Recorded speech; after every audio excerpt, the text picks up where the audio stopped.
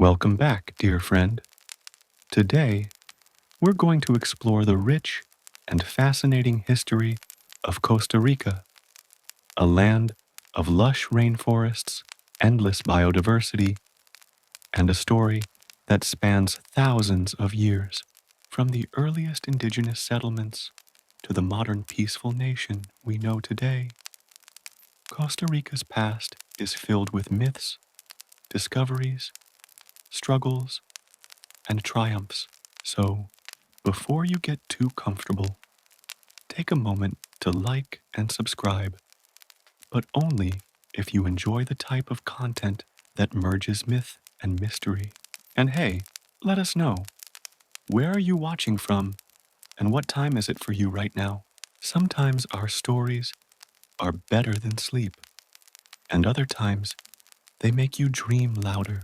It's time now to dim the lights, turn on a fan for some soothing background noise, and together, let's cover what we have for tonight.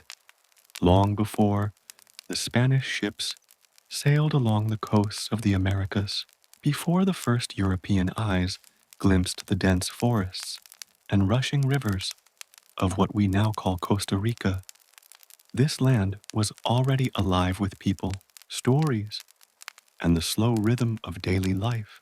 The Pre-Columbian Era, stretching across thousands of years, is a story of communities that thrived quietly amidst mountains, rivers, and the vast expanses of tropical rainforests.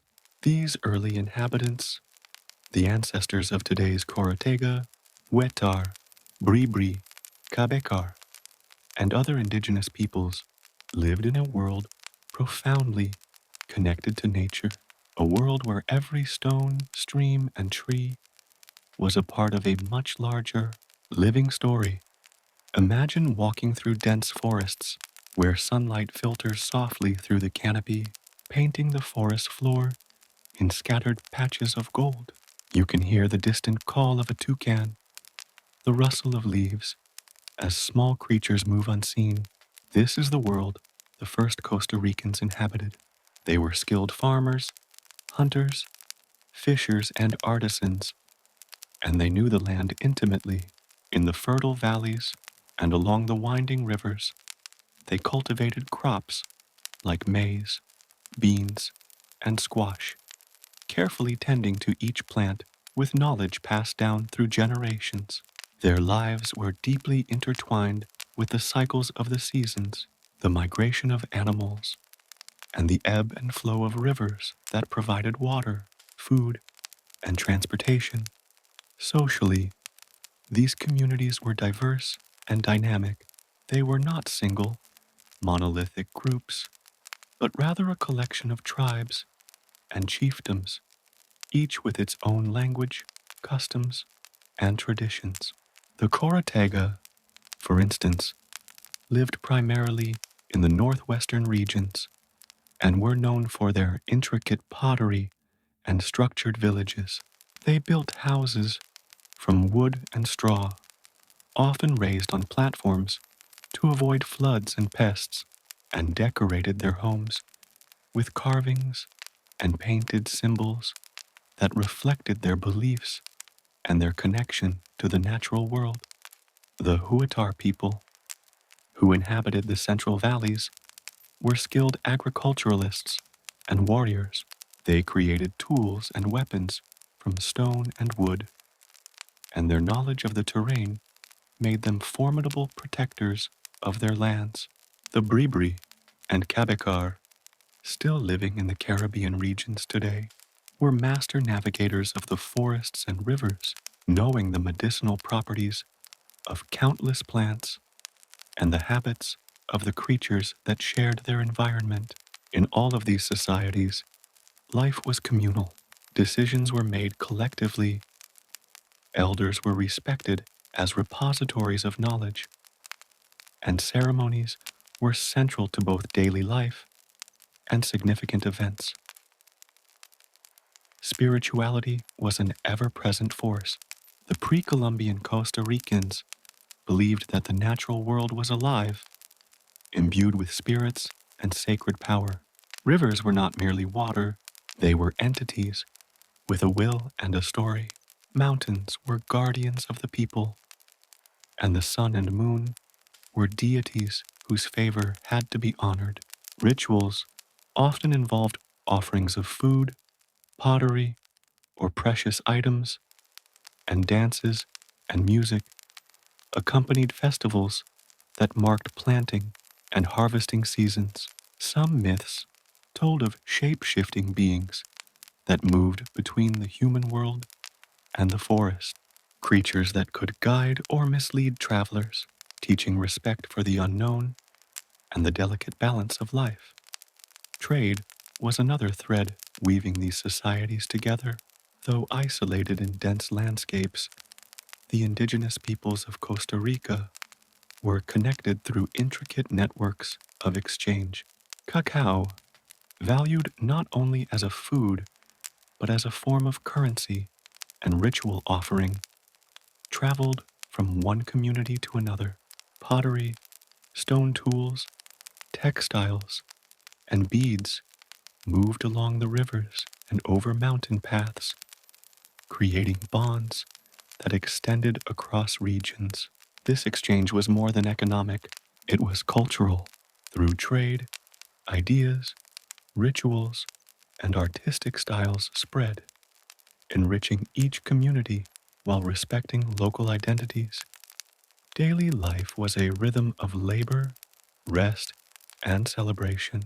Men and women had distinct roles, but worked in harmony to sustain the community. Men often hunted, fished, and cleared land, while women tended gardens, prepared food, cared for children, and created woven and ceramic goods. Yet these roles were flexible, shaped by circumstance and need. Children learned through observation and participation, slowly absorbing the knowledge required to survive and thrive in a world where the forest could provide both sustenance and danger. Their artistry was remarkable. Pottery was often decorated with geometric designs, animal motifs, or symbolic patterns, each piece telling a story or serving a ceremonial purpose. Stone carvings depicted gods, spirits, and revered ancestors. Jewelry crafted from jade, shells, and bones symbolized status, spiritual connection, or simply the beauty found in everyday life. These creations were not mere decoration. They were expressions of identity, belief, and reverence for the interconnectedness of life. The pre-Columbian Costa Ricans faced challenges too: tropical diseases, natural disasters, and occasional intertribal conflict shaped the way communities lived and moved. Yet, even in adversity, these peoples demonstrated remarkable resilience, adapting their agricultural techniques, crafting protective structures, and developing strategies for cooperation and conflict resolution. And as you drift slowly into the imagery of this ancient time, picture a night in a pre-Columbian village. The sky is a velvet dome sprinkled with stars. Fires flicker gently, casting soft light on the thatched roofs of small homes. Families gather around the warmth, sharing stories of ancestors, recounting lessons from the forest, and honoring the spirits that watch over them. The rhythm of the night, the chirping of insects, the distant call of nocturnal animals, the rustle of leaves in a gentle wind, blends with human voices in a harmony that has echoed across centuries.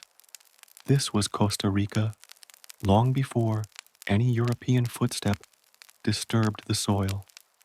A land of forests, rivers, mountains, and fertile valleys, alive with human creativity, curiosity, and reverence for life itself. The pre-Columbian era is a story not only of survival, but of thriving in tune with the world, of learning from the land and each other, of creating communities whose wisdom continues to ripple through time. As you imagine this ancient world, you may feel the quiet patience of rivers, the slow growth of crops, the careful crafting of tools and stories, all moving in rhythm with the cycles of nature. It is a land waiting to be discovered, yet already rich with life, culture, and spirit.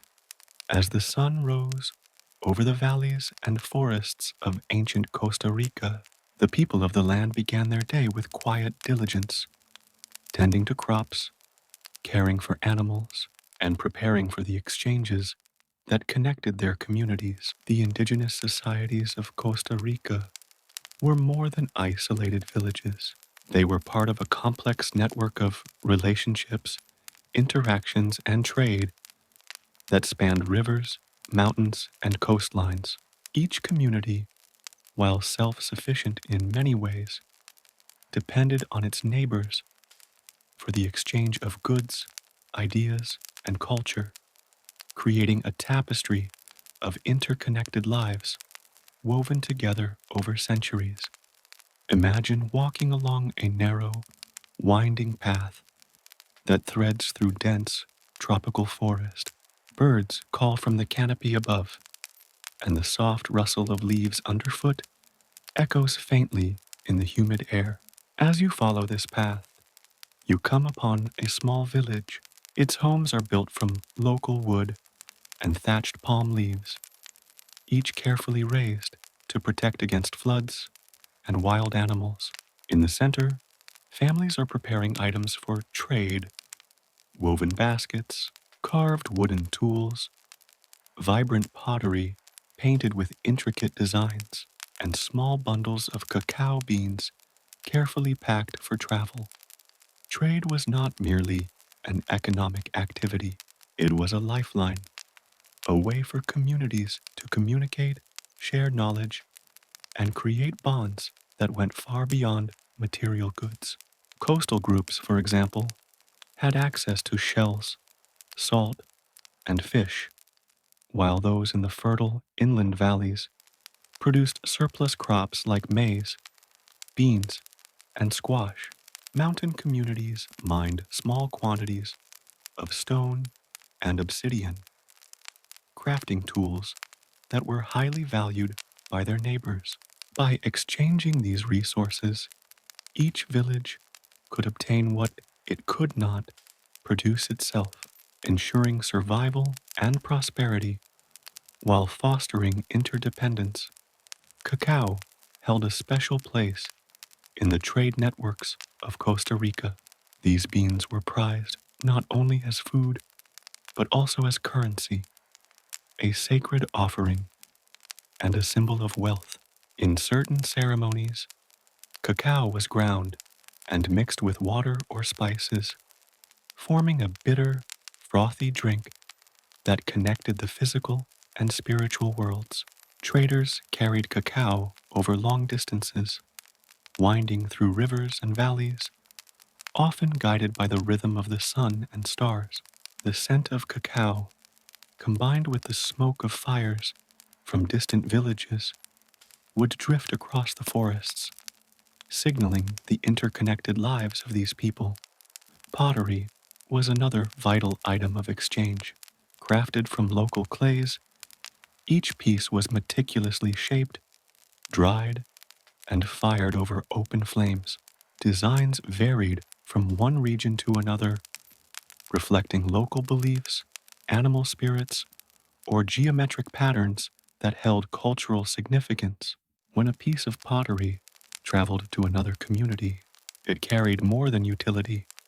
It carried stories, symbols, and artistic traditions, subtly connecting distant peoples through shared aesthetics. Trade also facilitated the movement of ideas and spiritual practices. As people traveled, they carried not only goods, but also songs, rituals, and myths. A festival in one village might introduce a dance or chant that would be adopted by neighboring communities, evolving along the way. Shamans, healers, and storytellers were essential participants in these exchanges. guiding travelers, sharing knowledge of medicinal plants, and reinforcing cultural bonds. In this way, trade was a bridge between the physical and spiritual worlds, a conduit for both survival and identity. Some trade routes followed the rivers, natural highways that cut through forests and valleys. Canoes glided silently along the water, loaded with bundles of cacao, textiles, and pottery.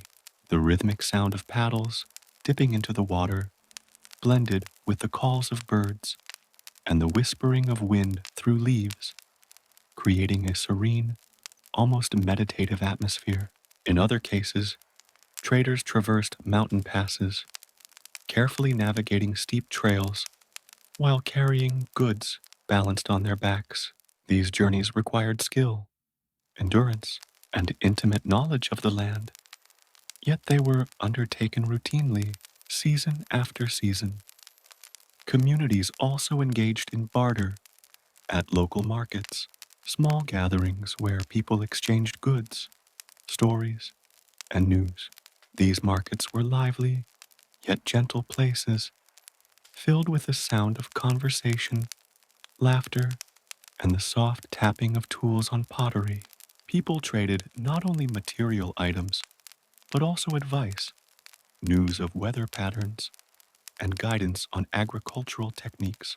Here, relationships were as important as the goods themselves, and trust was a currency as valuable as gold or cacao.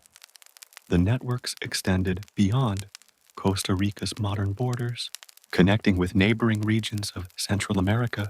Trade with Mesoamerican societies brought new crops, technological innovations, and ceremonial practices. Likewise, connections with South American cultures introduced additional crops, tools, and artistic motifs. These exchanges enriched Costa Rican communities, creating a dynamic cultural landscape that was ever evolving, yet deeply rooted in local traditions. The rhythms of trade shaped daily life and seasonal activities. Planting and harvesting seasons were carefully timed to ensure surplus crops could be shared and exchanged. Festivals often coincided with periods of abundance, when communities had the resources to celebrate together. Music, dance, and storytelling were integral to these gatherings, reinforcing social cohesion and the shared sense of place. As night fell, fires burned brightly, casting shadows that danced across the village and echoing with the soft chants of elders recounting histories, myths, and ancestral wisdom. Trade also brought challenges. Long journeys carried risks, storms along rivers, predatory animals in forests, and potential conflicts with unfamiliar communities. Yet, the resilience and adaptability of these societies allowed them to navigate these challenges. They developed methods of signaling, guidance from elders, and alliances that ensured mutual protection. Each successful trade journey strengthened bonds, expanded knowledge, and deepened the understanding of the world beyond one's own village. Through these exchanges, Costa Rica's indigenous societies cultivated a sense of interconnectedness that went beyond commerce. They learned to see themselves as part of a broader network where actions in one place affected lives in another, and where the rhythm of life was a delicate balance between giving and receiving, speaking and listening, planting and harvesting. It was a world of awareness, respect, and harmony, guided by both practical knowledge and spiritual understanding. As you imagine this world, picture the soft footsteps of traders along forest paths, the quiet lapping of water against canoes, the gentle chatter of a market, and the crackling of a village fire under a canopy of stars. Feel the patience, the care, and the attentiveness that shaped these societies, a quiet persistence that allowed life to flourish across centuries.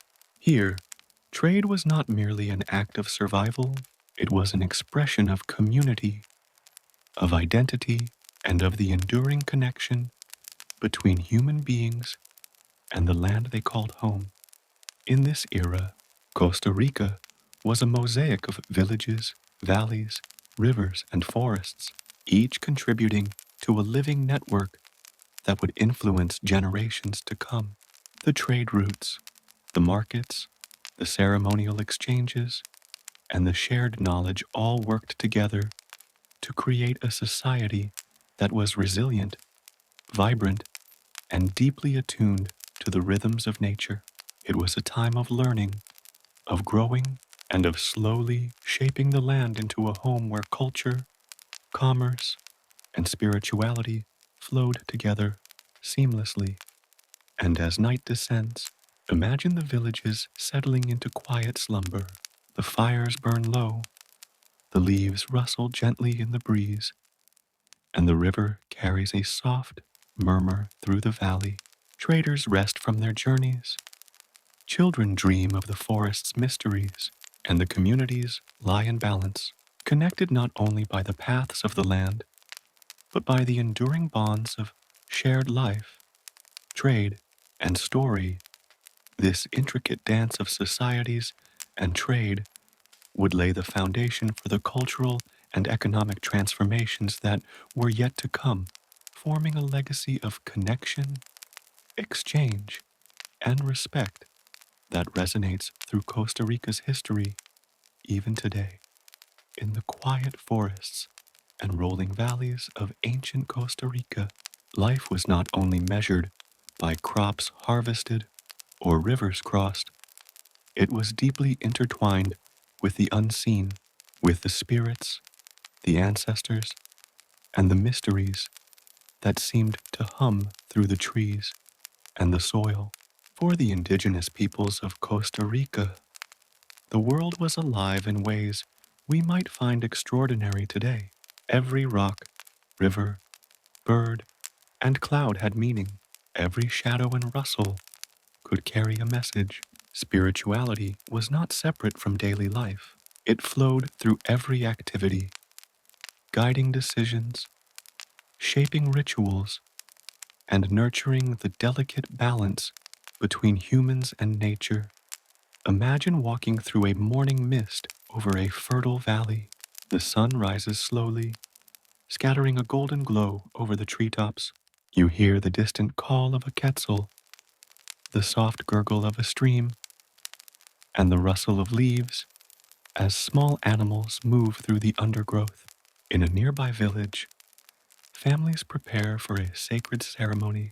Women carefully arrange offerings of food, flowers, and carved figurines, while men carve symbolic patterns into wooden staffs or prepare small altars decorated with feathers and shells. Children watch attentively, learning the rituals that have been practiced for generations, absorbing the subtle lessons of respect, patience, and connection. The spiritual beliefs of these communities were complex and varied across regions. The Huatar, for example, revered deities connected to the sun, rain, and fertility, believing that the success of crops, the health of their families, and the flow of rivers depended on honoring these forces. Ceremonies often involved rhythmic music, drums, and flutes, with dancers moving in patterns meant to mimic the cycles of nature. Each movement, each beat, was not merely artistic, it was a language, a dialogue with the spirits. The Chorotega people in the northwestern regions also practiced intricate rituals. They built ceremonial plazas and stone structures where priests or spiritual leaders would perform offerings to gods and ancestors. Some ceremonies were tied to celestial events, such as solstices or eclipses, which were seen as powerful moments when the human world and the spiritual realm came closest together. It was a time for reflection, for asking guidance, and for renewing bonds between people and the land. Many myths told of beings who inhabited the forests, rivers, and mountains, shape-shifting creatures, sometimes benevolent, sometimes mischievous, walked between the human and spirit worlds. These beings could teach, warn, or test humans, reminding them to live in harmony with the earth. Stories of such creatures were told in the evenings, around the fire, with elders speaking slowly so that children could absorb both the lessons and the cadence of the story. A jaguar spirit might appear in the forest to guide a lost hunter, or a river spirit might challenge a fisherman to respect its waters before allowing him to catch the fish he needed. Ceremonies often included offerings, sometimes food, sometimes pottery, sometimes precious stones, or cacao beans. These were not mere gifts, but acts of communication, gestures of gratitude, and invitations for the spirits to maintain balance in daily life. During planting season, villagers might offer the first fruits of the harvest to the earth spirits, asking for continued fertility and protection against drought. During the rainy season, prayers and chants ensured the rivers flowed gently, bringing water but not destruction.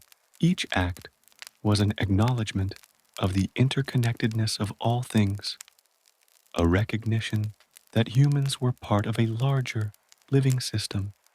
Music and dance were essential elements of spiritual practice.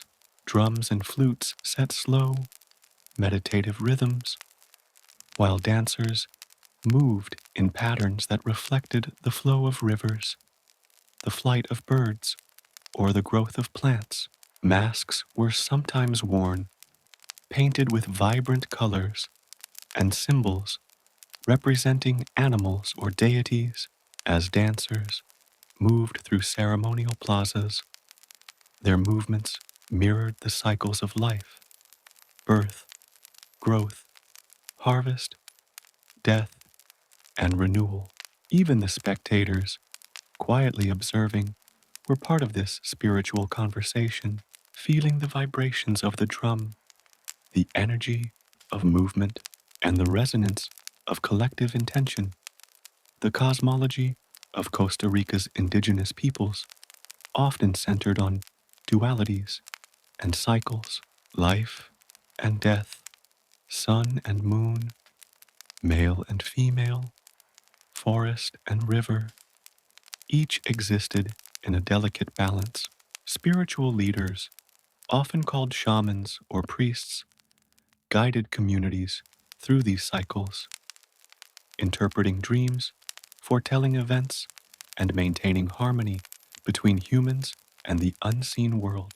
Their knowledge of plants, animals, and celestial movements allowed them to mediate between the physical and spiritual realms, ensuring that the community thrived not only materially but spiritually. Myths also served as ethical guides. Stories of trickster figures, guardians of the forest, and heroic ancestors taught lessons about humility, respect, cooperation, and the consequences of greed or arrogance. A hunter who ignored sacred rules might find the forest closing around him, while a generous family who shared with travelers might receive protection or blessings. These narratives, passed orally from generation to generation, were living traditions shaping behavior and reinforcing cultural identity. The natural environment itself was infused with sacred meaning. Rivers were veins of the earth, carrying life through the valleys. Mountains were protective spirits, towering guardians whose peaks touched the sky. Trees, especially large or ancient specimens, were homes to spirits or focal points for ceremonies. Even everyday objects, a carved stone, a piece of pottery, or a shell, could hold spiritual significance, linking the tangible and intangible worlds. During significant events, births, deaths, marriages, and harvests, rituals were performed with deliberate care and attention. The community gathered, participating collectively in the ceremonies, singing, dancing, and offering. Elders shared wisdom through parables and stories, emphasizing the harmony between humans, nature, and the spiritual realm. These moments, quiet yet profound, were the heartbeat of pre-Columbian life, shaping memory, identity, and the passage of time itself. Imagine now, as night falls, the village, illuminated by the soft glow of fires, the stars emerge, scattered across the sky, like diamonds against a velvet backdrop. A shaman begins a ceremony, chanting slowly, the words carrying across the still forest. The villagers respond, their voices blending with the whispers of leaves and the gentle sounds of nocturnal creatures. The air is heavy with the scent of burning herbs and flowers, a fragrant signal to the spirits. Time feels suspended, and the boundary between the physical and spiritual worlds seems thin, permeable. These beliefs and myths were not static. They evolved with the people, absorbing influences from neighboring tribes, environmental changes, and centuries of lived experience.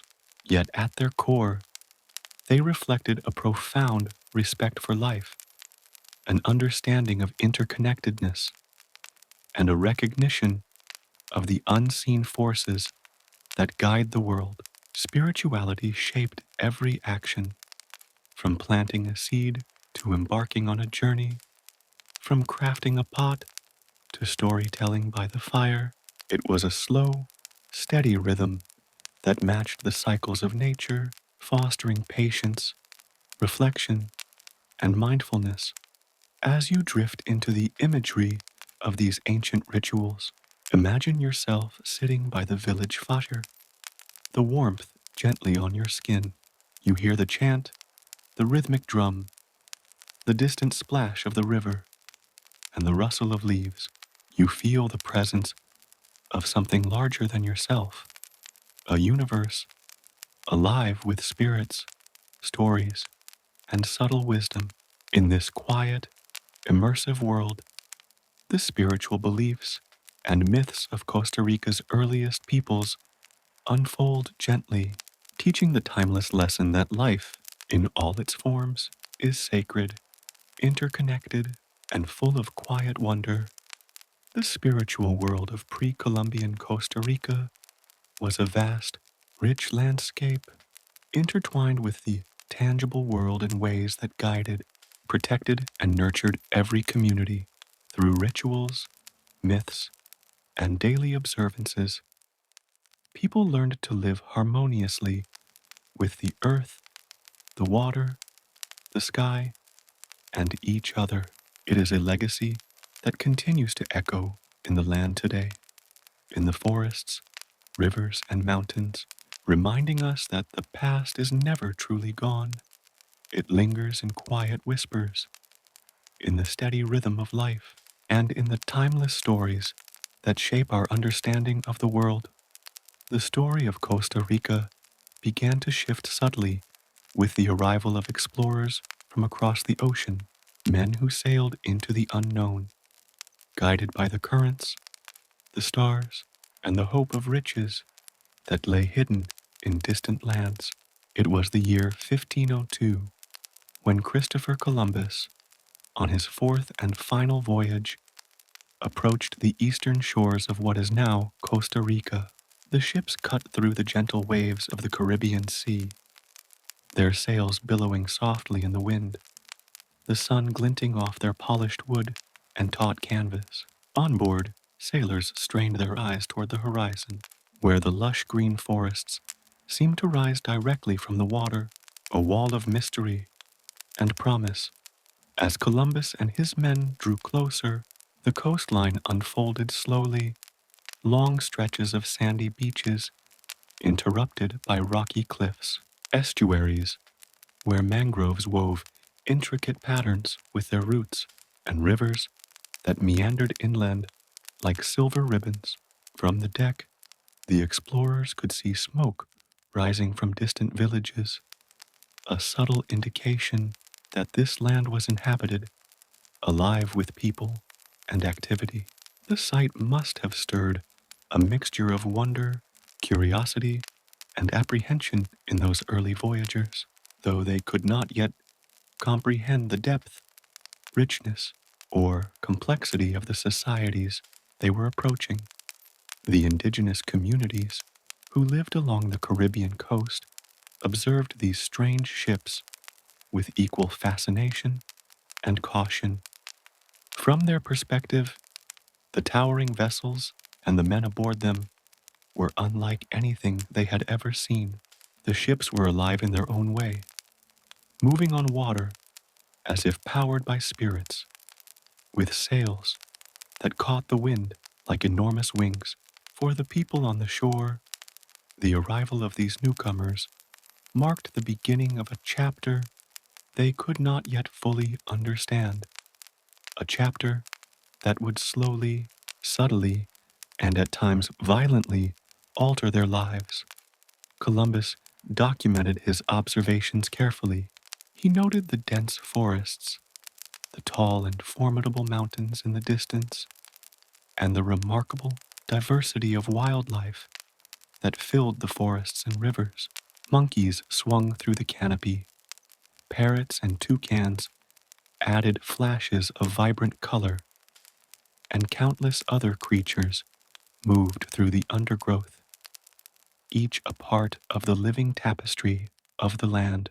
Columbus and his men were impressed, though their focus remained on potential wealth, gold, silver, and other treasures that had fueled the European imagination for centuries. As the explorers ventured further inland along the rivers and valleys, they encountered villages, cultivated fields, and people living in ways both familiar and foreign to them. The indigenous peoples had well-constructed homes, neatly arranged along paths, and they practiced agriculture, raising maize, beans, squash, and cacao. They wore clothing made from cotton and decorated with vibrant patterns, and they used ornaments of shells, feathers, and stones to signify status and identity. Their societies were organized with leaders, elders, and spiritual guides whose authority was respected by the community. Initial encounters were cautious. Exchanges of goods, gestures, and words marked the first interactions, tentative yet curious. The indigenous peoples offered food, fish, and small items, while the explorers presented trinkets, beads, and other objects from their distant world. These moments were delicate, charged with curiosity and uncertainty, as both sides attempted to understand the intentions, language, and customs of the other. It was a meeting of two worlds, each with its own rhythms, beliefs, and knowledge, now intertwined by circumstance. Columbus's records reveal both admiration and frustration. He marveled at the fertile land, the abundance of rivers and forests, and the apparent hospitality of the people. Yet he was disappointed by the lack of gold or precious metals. For the Spanish crown, wealth was the measure of a land's value, and Costa Rica, with its lush but largely untapped environment, seemed modest in comparison to the legendary riches of Mexico or Peru. Nevertheless, the explorers' arrival marked the beginning of a series of expeditions, each probing deeper into the valleys, mountains, and forests, seeking opportunities for settlement, trade, and conquest. As the explorers moved further, they began to map the coastlines, rivers, and notable features of the landscape. They documented mountains, volcanic peaks, and fertile valleys, noting places suitable for settlement or agriculture. At night, they camped along rivers and beaches, listening to the chorus of the forest, the croaking of frogs, the calls of nocturnal birds, and the rustle of leaves stirred by gentle breezes. These moments of quiet reflection must have contrasted with the tension and uncertainty of exploration, offering brief glimpses of the wonder and complexity of the land. The Spanish soon realized that Costa Rica's dense forests, rugged mountains, and powerful rivers would present challenges. Unlike the open plains of other regions, these landscapes made movement and communication slow and difficult. The indigenous peoples were skilled navigators of this terrain, and their knowledge of rivers, trails, and resources gave them advantages that the newcomers could not immediately overcome. The natural barriers slowed colonization, allowing local communities to maintain relative autonomy longer than in other parts of the Americas. The environment itself shaped the encounters. Tropical rains fell heavily during certain seasons, swelling rivers and creating impassable mud along trails. Dense vegetation concealed paths and villages, while wildlife, from harmless monkeys to more formidable predators, added to the challenges faced by explorers. These conditions demanded patience, adaptability, and respect for the land, even if the early Spanish expeditions often underestimated the power and resilience of the forests and rivers they navigated.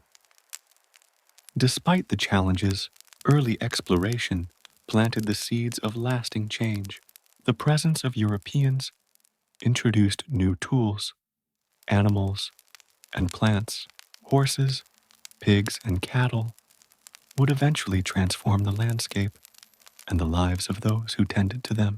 Metal tools and weapons, along with new agricultural techniques, slowly entered indigenous life, sometimes as gifts, sometimes through conflict. These exchanges, voluntary or otherwise, initiated a long, complex process of cultural blending, adaptation, and resistance.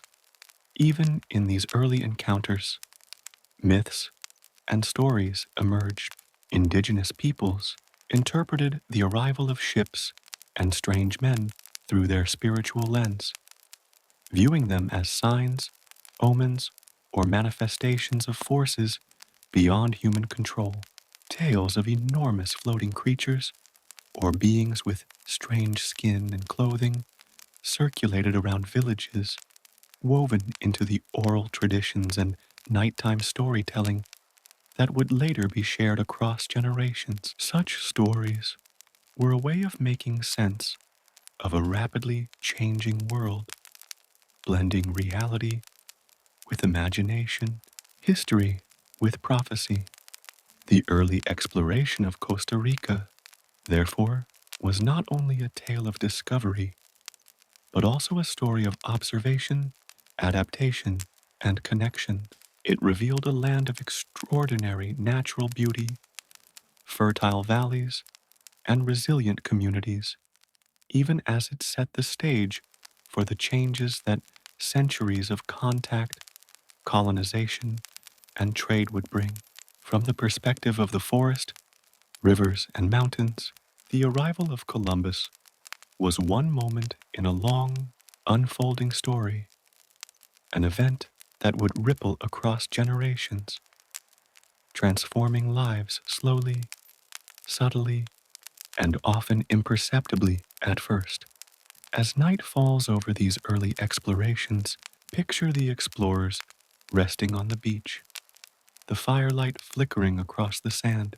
The forest hums gently in the background, the wind carrying the scent of damp earth and flowers. Canoes drift silently along the river, and the stars emerge, mirroring the sparkling waves. In this quiet moment, the contrast between worlds, the newcomers from across the ocean and the enduring indigenous communities, feels almost like a pause, a breath, a delicate suspension in time. The land waits patiently, as it always has, holding the stories of those who came before and those who would follow. Thus, the early Spanish exploration of Costa Rica is a story not only of curiosity and ambition, but of a landscape and people resilient, alive, and rich with history. It is a chapter filled with observation, reflection, and subtle beginnings, the quiet prelude to the more dramatic changes yet to come, a slow unfolding of connection, challenge, and discovery that will continue to shape the land for centuries. Following the initial exploration of Costa Rica's eastern shores, the Spanish gradually began the process of conquest and settlement, a chapter that would slowly transform the land and its people. Unlike other regions of the Americas, where conquest was swift and often violently devastating, Costa Rica presented challenges that tempered the Spanish approach. Its dense forests, rugged mountains, unpredictable rivers, and scattered indigenous communities made conquest difficult and slowed the pace of colonization, allowing local societies to maintain relative autonomy for longer than in many neighboring regions. Imagine a small Spanish expedition moving cautiously inland. The air is thick with humidity, carrying the earthy scent of damp soil, leaves, and tropical flowers. The explorers move through the undergrowth, their footsteps careful, their eyes scanning for signs of danger or opportunity. Indigenous scouts, hidden in the trees or along riverbanks, watch silently. These communities were not passive. They understood their land intimately, navigating trails that were invisible to outsiders and using natural features to their advantage. Resistance was not always overt, but it was persistent, manifesting in ambushes, strategic retreats, and the careful protection of the villages. The Spanish aimed to establish settlements, convert local populations to Christianity, and exploit any resources that might enrich the crown. Early towns were constructed near rivers or along the coast, where access to water and transportation was easier. Wooden structures with clay roofs formed the first permanent villages, often accompanied by small plazas and churches that symbolized Spanish authority and spiritual dominance. Yet, these settlements were modest compared to the grand cities built in other parts of the Americas, reflecting both the difficulties of the terrain and the scarcity of precious metals that had drawn conquerors elsewhere. The indigenous peoples were profoundly affected by this contact. They faced new tools, animals, and materials that were at once intriguing and disruptive. Horses, previously unseen, changed patterns of hunting and travel. Metal tools and weapons introduced new capabilities, but also new dependencies. Cloth, beads, and trinkets offered alternative forms of status, subtly shifting the social landscape. While some communities engaged in trade and alliances with the newcomers, others resisted, preserving their autonomy and cultural practices as much as possible. Religion played a central role in the Spanish settlement process. Missionaries accompanied expeditions, establishing churches and converting indigenous populations to Christianity. The goal was both spiritual and political, converting the people, reinforced Spanish authority, integrating local communities into the colonial system. Ceremonies, baptismal rituals, and the construction of chapels marked the slow and deliberate spread of European religious practices. Yet the indigenous peoples retained aspects of their spiritual life, blending old beliefs with new ones, creating hybrid traditions that would endure for generations. Agriculture became a cornerstone of the early settlements. Spanish settlers introduced new crops such as wheat, sugarcane, and certain fruits, while also cultivating maize and beans alongside indigenous practices. The combination of old and new agricultural techniques allowed small communities to sustain themselves and grow gradually. Livestock, cattle, pigs, and chickens became increasingly common, shaping the landscape as forests were cleared and pastures were established.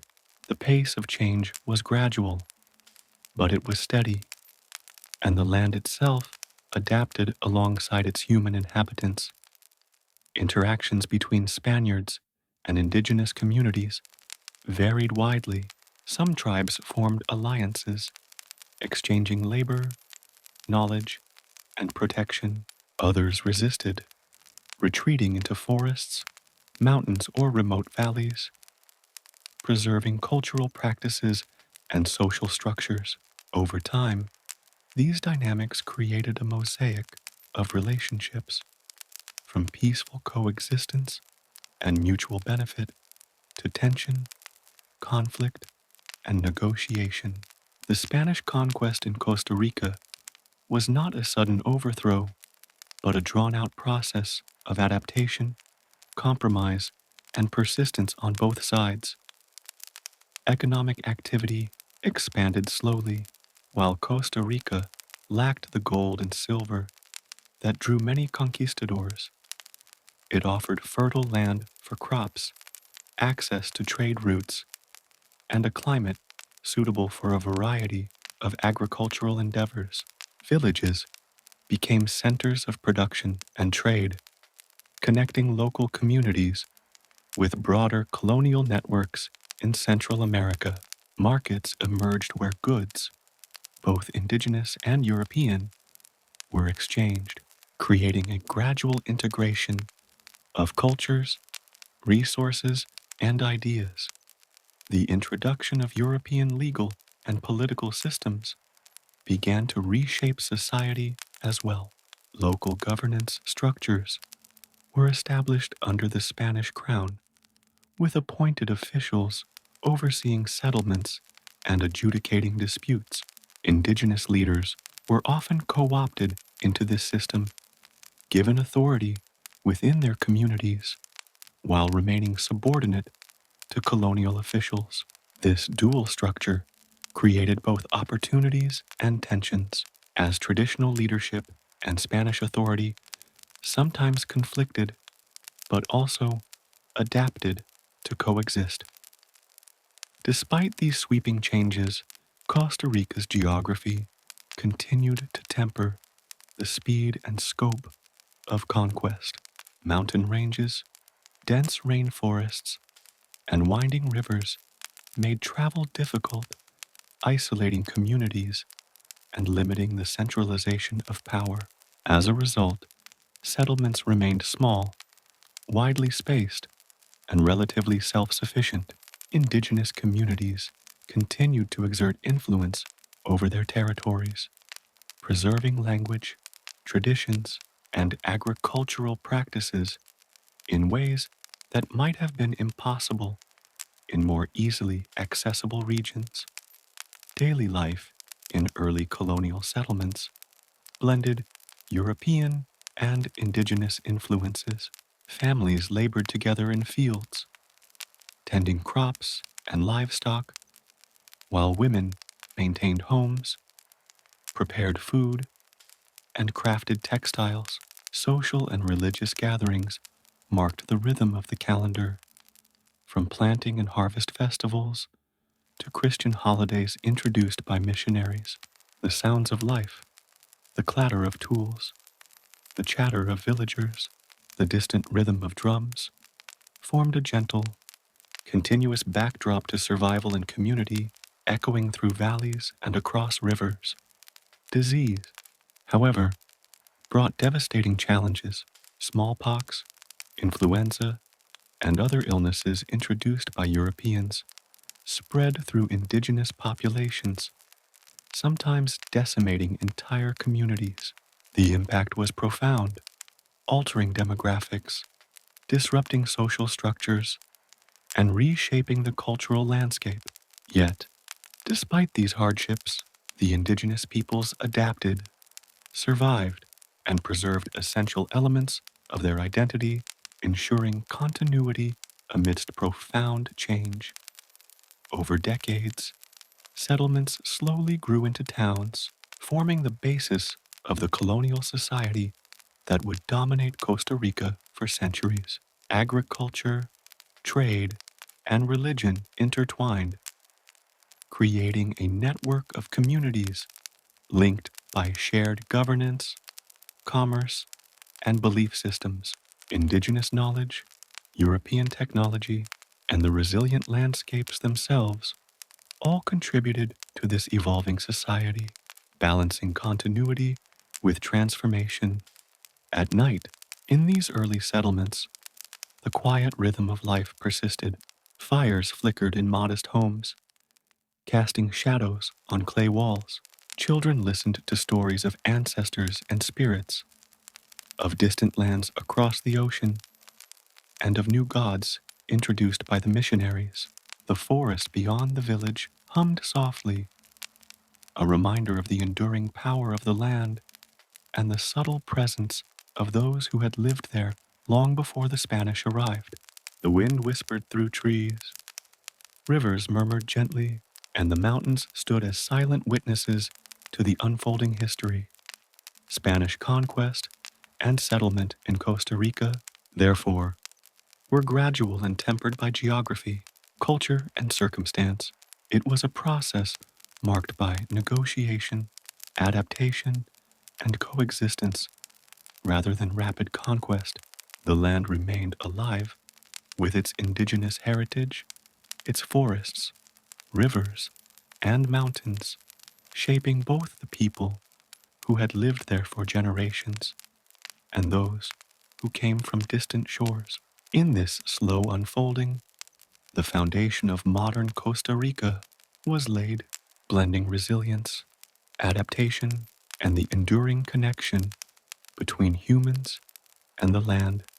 As the Spanish settlements took root in Costa Rica, a new chapter of life unfolded, one defined by the blending of cultures, the rhythms of labor, and the structures of colonial society. This period was neither simple nor uniform. It was a landscape of human adaptation, social hierarchy, and the gradual emergence of a unique Costa Rican identity. In the quiet valleys and rolling hills, villages became communities, and communities became the framework for a society that would grow steadily over the centuries. Imagine the morning light filtering over a small town in the Central Valley. Smoke curls from chimneys, mingling with the scent of baked bread, roasting beans, and the wet earth of the fields. Men and women move through the streets, carrying baskets of food, tools, and firewood, their movements deliberate and unhurried. Children play near the plaza, their laughter mingling with the soft sounds of livestock and the distant murmur of a flowing river. This was the heart of colonial society, a delicate balance of labor, religion, governance, and daily life that slowly shaped the rhythm of Costa Rican existence. Colonial society was organized hierarchically, reflecting the broader structure of the Spanish Empire. At the top were Spanish-born officials, governors, and clergy who held political and spiritual authority. They administered laws, collected taxes, and guided the development of settlements, ensuring that the crown's interests were maintained. Their presence was a constant reminder of distant power, yet their influence often had to adapt to local realities, the challenges of terrain, and the resilience of indigenous communities. Beneath the Spanish-born elite were the Creoles, people of Spanish descent born in the Americas. Creoles occupied positions of influence in local governance, agriculture, and trade, bridging the gap between distant colonial authorities and the local population. Their lives were intertwined with land ownership, commerce, and social status, and they often became patrons of religious institutions and community projects, leaving lasting imprints on the towns and villages they inhabited. Indigenous peoples occupied a distinct yet integral position within this society. Many continued to live in their traditional communities, practicing agriculture, hunting, and crafts. They were often required to provide labor for colonial projects or pay tribute. Yet in Costa Rica, the lack of precious metals and large-scale plantations meant that these demands were less extreme than in other colonies. Indigenous knowledge of the land, crops, and natural resources remained invaluable, and over time, a subtle cultural blending began to emerge. African slaves and freed people also played roles in colonial society, though Costa Rica's small-scale agriculture and limited plantation economy meant their numbers were fewer than in neighboring regions. Their presence, however, contributed to the cultural tapestry, influencing music, dance, culinary traditions, and social structures. Across the towns and valleys, people of diverse backgrounds, indigenous, African, Spanish, and mixed heritage, interacted, forming a society layered with complexity, resilience, and adaptation. Religion was a central pillar of colonial society. Churches and chapels, often modest but carefully constructed, became focal points for communities. The Catholic faith, introduced by missionaries and reinforced by Spanish authorities, guided daily life, moral conduct, and social cohesion. Ceremonies marked births, marriages, deaths, and seasonal festivals, blending European traditions with subtle indigenous practices. The rhythm of the day was punctuated by the tolling of bells, the chanting of prayers, and the soft murmur of villagers attending Mass or participating in processions. Education and literacy, though limited, were valued, particularly among the Creole and Spanish populations. Schools were often attached to churches, where children learned reading, writing, arithmetic, and religious instruction. This education reinforced social hierarchies, but also ensured the transmission of knowledge, shaping the future leaders and thinkers of the colony. Knowledge of the land, agriculture, trade, and local resources was passed down through families and communities, preserving the wisdom that had sustained life for centuries. Economically, colonial society was rooted in agriculture. Small farms dotted the valleys and hillsides, producing maize, beans, squash, and cacao. Livestock provided meat, milk, and labor for plowing fields. Trade networks connected villages with larger towns, allowing for the exchange of surplus goods, handcrafted items, and imported materials. Markets emerged as spaces of interaction, not only for commerce, but also for communication, socialization, and the sharing of news and ideas. These markets were lively, yet measured, filled with the hum of conversation, the rhythm of footsteps, and the occasional laughter of children running between stalls. Daily life followed the natural rhythms of the land. Farmers rose with the sun, tending fields and livestock, while women managed homes, gardens, and kitchens. Meals were simple, yet nourishing. Maize tortillas, beans, fresh fruits, and occasionally roasted meat. Water was drawn from nearby rivers or wells, and cooking fires provided warmth, sustenance, and a gathering point for families. Evenings were quiet, marked by storytelling, reflection, and the gentle sounds of the night. Crickets, frogs, and the distant call of nocturnal birds. Life moved slowly, intentionally, in a rhythm attuned to both nature and social expectation. Social gatherings and festivals were woven into the fabric of colonial society. Religious holidays brought communities together, blending solemn ceremonies with music, dance, and feasting. Local traditions persisted alongside European rituals, creating a unique cultural fusion. During harvest season, festivals celebrated abundance and gratitude, with villagers offering thanks to both God and the land for sustaining their livelihoods. The interplay of spiritual, social, and economic life created a steady cadence, a gentle structure that governed behavior and reinforced communal bonds. Law and governance, though imposed from afar, were enacted locally with pragmatism. Colonial officials oversaw land disputes, criminal matters, and taxation, while village councils handled day-to-day concerns.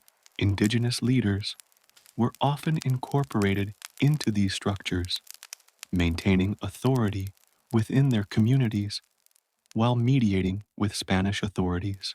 This layered governance allowed for flexibility, adaptation, and coexistence, balancing order with the realities of dispersed settlements and challenging terrain. Despite the structured hierarchy, life in colonial Costa Rica retained a sense of intimacy and interdependence. Villages were small, communities were tightly knit, and neighbors relied on one another for assistance, protection, and support. The dense forests and mountains beyond provided both challenge and protection, shaping settlement patterns and social cohesion. People learned to navigate, respect, and adapt to their environment, fostering resilience that would become a defining trait of Costa Rican society. Over time, colonial society in Costa Rica developed a distinctive character.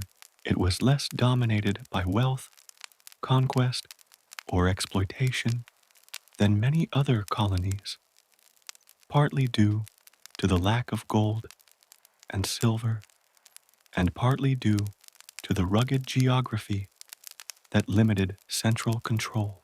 Independence from external pressures allowed for the preservation of indigenous knowledge, agricultural traditions, and local customs.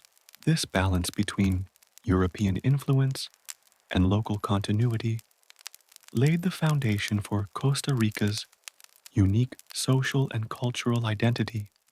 At night, in a colonial village, the rhythm of life slowed. Fires flickered in modest homes, casting gentle shadows on adobe walls. Villagers gathered around the warmth, sharing stories, songs, and wisdom passed down from both indigenous ancestors and European settlers. The soft chirping of insects, the murmur of distant rivers, and the whisper of wind through the trees created a soothing backdrop. In these quiet moments, the layers of colonial society, its hierarchy, culture, economy, and spirituality, came together in a delicate harmony, shaping a world that was both orderly and alive, resilient yet adaptable. Colonial society in Costa Rica was thus a slow, evolving tapestry of people, land, and tradition.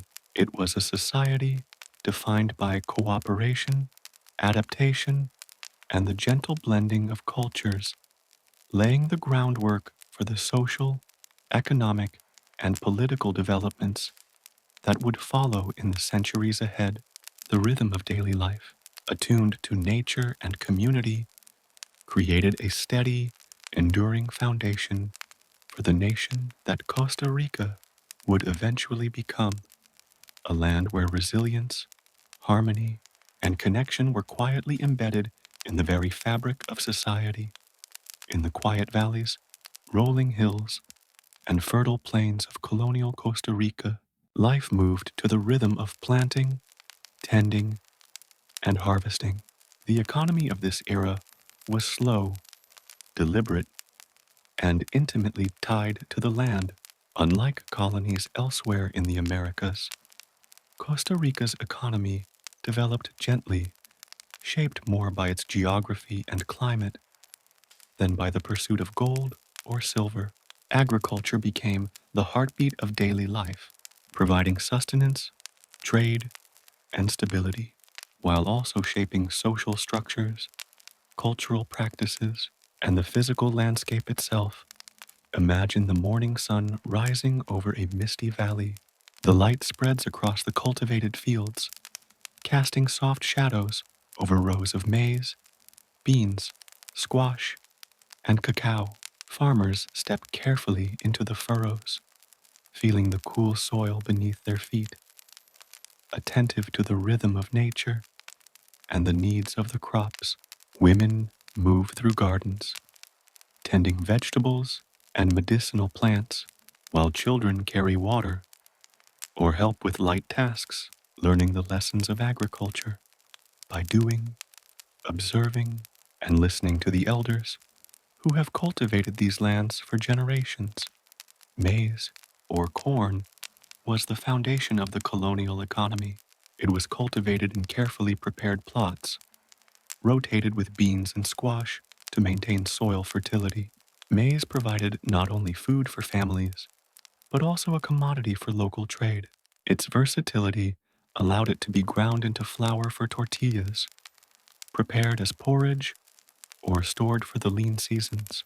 Each stage of cultivation, from planting the tiny seeds in carefully measured rows to harvesting the mature ears and storing them in granaries, was a task performed with both care and tradition. Beans, another essential crop, were often grown alongside maize. The two complemented each other, both nutritionally and agriculturally. Beans enriched the soil with nitrogen, helping maintain fertility, while providing essential protein for daily sustenance. Squash, with its sprawling vines and abundant fruit, completed the trio of staple crops, providing nourishment, variety, and resilience against unpredictable weather. Together, these crops formed the backbone of daily life, feeding families, supporting communities, and sustaining trade networks. Cacao held a special place, both economically and culturally. Introduced by indigenous peoples and maintained in colonial farms, cacao was cultivated carefully, often in shaded areas alongside other crops. The beans were harvested, fermented, dried, and prepared for local consumption or trade. Beyond its economic value, cacao retained its ceremonial significance, used in rituals, offerings, and celebrations, bridging indigenous traditions with colonial society. Its gentle aroma, carried through the air of the village during harvest, symbolized both sustenance and continuity. Livestock farming also played an important role. Cattle, pigs, and chickens were introduced by the Spanish and integrated into the rural economy. Cattle provided meat, milk, and leather. Pigs supplied meat and fat. Chickens offered eggs and additional food sources. Grazing areas were established by clearing portions of forest, shaping the landscape over decades. Herding required vigilance, skill, and knowledge of the land, as animals were guided through pastures, rivers, and valleys with careful attention to their needs and safety. Trade developed alongside agriculture, creating networks that linked villages, towns, and regions. Markets became lively yet measured spaces where farmers exchanged surplus crops, livestock, and handmade goods. Pottery, textiles, tools, and other crafts were also part of this economy, reflecting both practical needs and cultural expression. Villagers learned to negotiate, to observe the value of goods, and to maintain trust within these exchanges. Trade was more than commerce. It was a social glue, connecting communities, sharing knowledge, and reinforcing cultural bonds. Colonial Costa Rica's economy was modest compared to neighboring regions, rich in precious metals. The lack of large-scale mines and plantations meant that the colony developed slowly, avoiding the rapid wealth accumulation and often harsh exploitation seen elsewhere. This allowed for a more stable, sustainable economic system, one that depended on human labor, environmental knowledge, and community cooperation. Life was guided less by urgency and more by the careful balance of labor, harvest, and trade. Agricultural techniques combined indigenous knowledge with European methods. Irrigation, crop rotation, and the use of terraces on hillsides reflected careful adaptation to the land. Tools evolved slowly, combining wooden implements with metal additions brought from Europe. The exchange of knowledge between indigenous communities and settlers enriched the economy, ensuring productivity while maintaining ecological balance. Villagers learned to anticipate weather patterns, manage soil fertility, and protect crops from pests, integrating observation and experience into every task. Social structures were closely tied to economic life. Families worked together on farms, dividing labor according to age, strength, and skill. Elders guided children, passing down knowledge of planting cycles, soil care, and crop preservation. Labor was often shared among neighbors during intensive periods such as planting or harvest, fostering cooperation and community cohesion. Festivals and ceremonies frequently coincided with agricultural milestones, celebrating abundance, giving thanks, and reinforcing the connection between humans, land, and spirits. The landscape itself was shaped by the economy. Forests were cleared carefully to create fields. Rivers were diverted for irrigation, and trails developed to facilitate the transport of goods. Small granaries, barns, and storage huts dotted the valleys and hillsides, each a quiet testament to human diligence and adaptation. The rhythm of the land, planting, growth, harvest, and rest, echoed through villages, forests, and mountains, a gentle, predictable cadence that sustained both people and environment. Colonial agriculture also introduced new foods that gradually became part of daily life.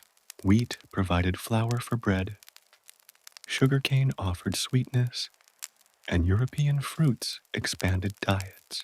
Yet these new introductions blended slowly with indigenous staples, creating a hybrid cuisine that was both practical and nourishing. Meals reflected the integration of cultures, the rhythms of harvest, and the gentle creativity of daily life. Families gathered in the evenings, preparing dishes with care, savoring flavors that told stories of land, labor, and exchange. Economic life was further stabilized by small-scale industries. Pottery, weaving, and carpentry provided goods for local use and trade. Villagers worked methodically, shaping clay, weaving fibers, and carving wood with deliberate care. These crafts were not only functional, but also cultural expressions, reflecting traditions, aesthetics, and the quiet rhythm of human creativity. The gentle sound of a hammer on wood, the soft scrape of a weaving tool, and the tactile engagement of hands with earth and fiber filled the air of the village, harmonizing with the natural sounds of rivers, birds, and wind. Taxes and tributes collected by colonial authorities were modest compared to other colonies. Given Costa Rica's smaller scale economy, they were generally applied to agriculture, livestock, or trade, and often required negotiation, compromise, or local adaptation. These obligations reminded villagers of the colonial hierarchy, but did not overwhelm daily life, allowing communities to continue developing at a deliberate, sustainable pace. At night, in the quiet of the valley, the land rested alongside its people. Fires burned softly in homes, illuminating simple meals and the gentle expressions of daily life. Children dreamed of forests, rivers, and the animals that surrounded them, while adults reflected on the day's labor, planning for the cycles of planting and harvest to come. The air carried the scent of damp earth, growing crops, and wood smoke, blending with the rhythmic chorus of nocturnal creatures. Life, in all its careful balance of labor and leisure, persisted gently, steadily, and without haste. Colonial agriculture and economy in Costa Rica were therefore more than systems of production. They were ways of life, guiding social interaction, shaping landscapes, and fostering resilience. They were slow, deliberate, and intimately connected to nature, creating patterns that would influence generations. The land, the people, and their labor existed in harmony, weaving a quiet, enduring foundation for the society that would eventually evolve into the Costa Rica we know today. In the gentle valleys, mist-covered hills, and quiet villages of colonial Costa Rica, life was a careful weaving of work, ritual, community, and quiet reflection. Social and cultural life evolved slowly, shaped by the rhythm of the land, the interaction of diverse peoples, and the structures of colonial society. Though often modest in scale compared to other colonies, Costa Rica's communities cultivated a rich, enduring culture, one that balanced tradition and adaptation, work and celebration, solitude and togetherness. Imagine the soft light of dawn spilling across a small village. Smoke rises gently from clay chimneys, carrying the scent of maize porridge, fresh tortillas, and roasted coffee beans. Farmers head toward the fields with baskets and tools, while women move through gardens, tending vegetables, flowers, and medicinal plants. Children run barefoot along dirt paths, chasing one another in playful games, their laughter mingling with the quiet murmur of livestock and the distant flow of a river. In the central plaza, a small church stands quietly, its bell poised to mark the rhythm of daily life, guiding work, worship, and social gatherings. colonial society in Costa Rica was layered and hierarchical. Spanish officials and clergy occupied positions of authority, overseeing governance, law, and religious observance. Creoles, people of Spanish descent, born in the Americas, held local influence in trade, land ownership, and civic life. Indigenous communities maintained aspects of autonomy, managing agriculture, crafts, and traditions within their territories, while African-descended populations contributed labor, artistry, and cultural practices to the broader society. Within these layers, family and community provided the daily structure, teaching values, skills, and cultural knowledge. Family life was central to social organization. Households were often extended, including parents, children, grandparents, and sometimes other relatives. Labor was shared, with adults tending crops, livestock, and homes, while children assisted with chores and learned essential skills. Meals were simple yet nourishing, bringing families together in the evening around fires or earthen stoves. Conversations were filled with practical instruction, storytelling, and reflections on the day, blending work with culture and education with entertainment. Festivals, ceremonies, and religious observances were key markers of cultural life. Catholic holidays, introduced by missionaries, were celebrated alongside local traditions.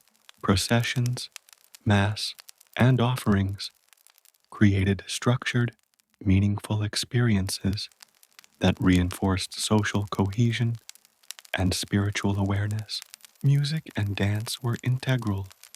Drums, flutes, and string instruments accompanied processions and celebrations, while dances imitated natural cycles, animals, or historical events.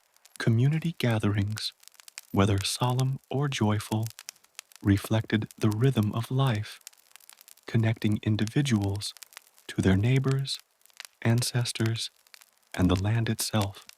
Storytelling was another vital thread of cultural life. Elders recounted myths, legends, and histories, passing knowledge orally from generation to generation. Stories of jaguar spirits, river guardians, and heroic ancestors conveyed lessons in morality, survival, and respect for nature. European narratives, brought by Spanish settlers, blended with indigenous traditions, creating rich, layered tales that informed ethics, behavior, and cultural identity. Children sat close to fires, listening to the cadence of these stories, learning not only the content, but the rhythm, tone, and nuance of oral tradition. Art and craft were intertwined with daily life and cultural expression. Pottery, weaving, and woodworking reflected both practical and aesthetic purposes. Pottery vessels were carefully shaped and decorated with symbolic patterns. Textiles blended indigenous designs with European techniques. Wood carvings depicted animals, spiritual figures, or functional objects. These artistic practices were not merely ornamental, they expressed identity, preserved tradition, and maintained the connection between people, land, and spirituality. Education was informal, but deeply integrated into community life. Children learned through observation, participation, and guided instruction. Agricultural techniques, craft skills, storytelling, and spiritual knowledge were passed down naturally within families and communities. Formal schooling existed in small church-affiliated institutions where children learned reading, writing, arithmetic, and religious instruction. This combination of formal and informal education reinforced cultural continuity, social cohesion, and individual skill. Cuisine reflected the blending of indigenous, European, and African influences. Maize, beans, and squash formed the staples, supplemented by introduced crops like wheat, sugarcane, and fruits. Meals were prepared with care, reflecting seasonal availability, local flavor, and nutritional balance. Cooking was a social activity, with women collaborating, children observing, and the scent of food mingling with the earthy aroma of the valley. Meals were both sustenance and cultural expression, embodying the fusion of traditions that characterized colonial life. Trade and marketplaces also shaped social interactions. Markets were not only venues for economic exchange, but also for conversation, news sharing, and community engagement. Villagers brought surplus crops, livestock, and crafts to sell or trade, interacting with neighbors, travelers, and officials. These gatherings fostered relationships, strengthened networks, and reinforced a sense of belonging. Market rhythms mirrored agricultural cycles, providing natural structure to communal life. Religion permeated social and cultural norms. Christian observances guided moral conduct, social expectations, and life rituals. Baptisms, weddings, funerals, and feast days marked significant life events, connecting individuals to their communities and the divine. At the same time, indigenous spiritual practices persisted quietly alongside Catholic observances, blending into a syncretic cultural tapestry. Ceremonies reflected gratitude for the land, cycles of nature, and the enduring influence of ancestors.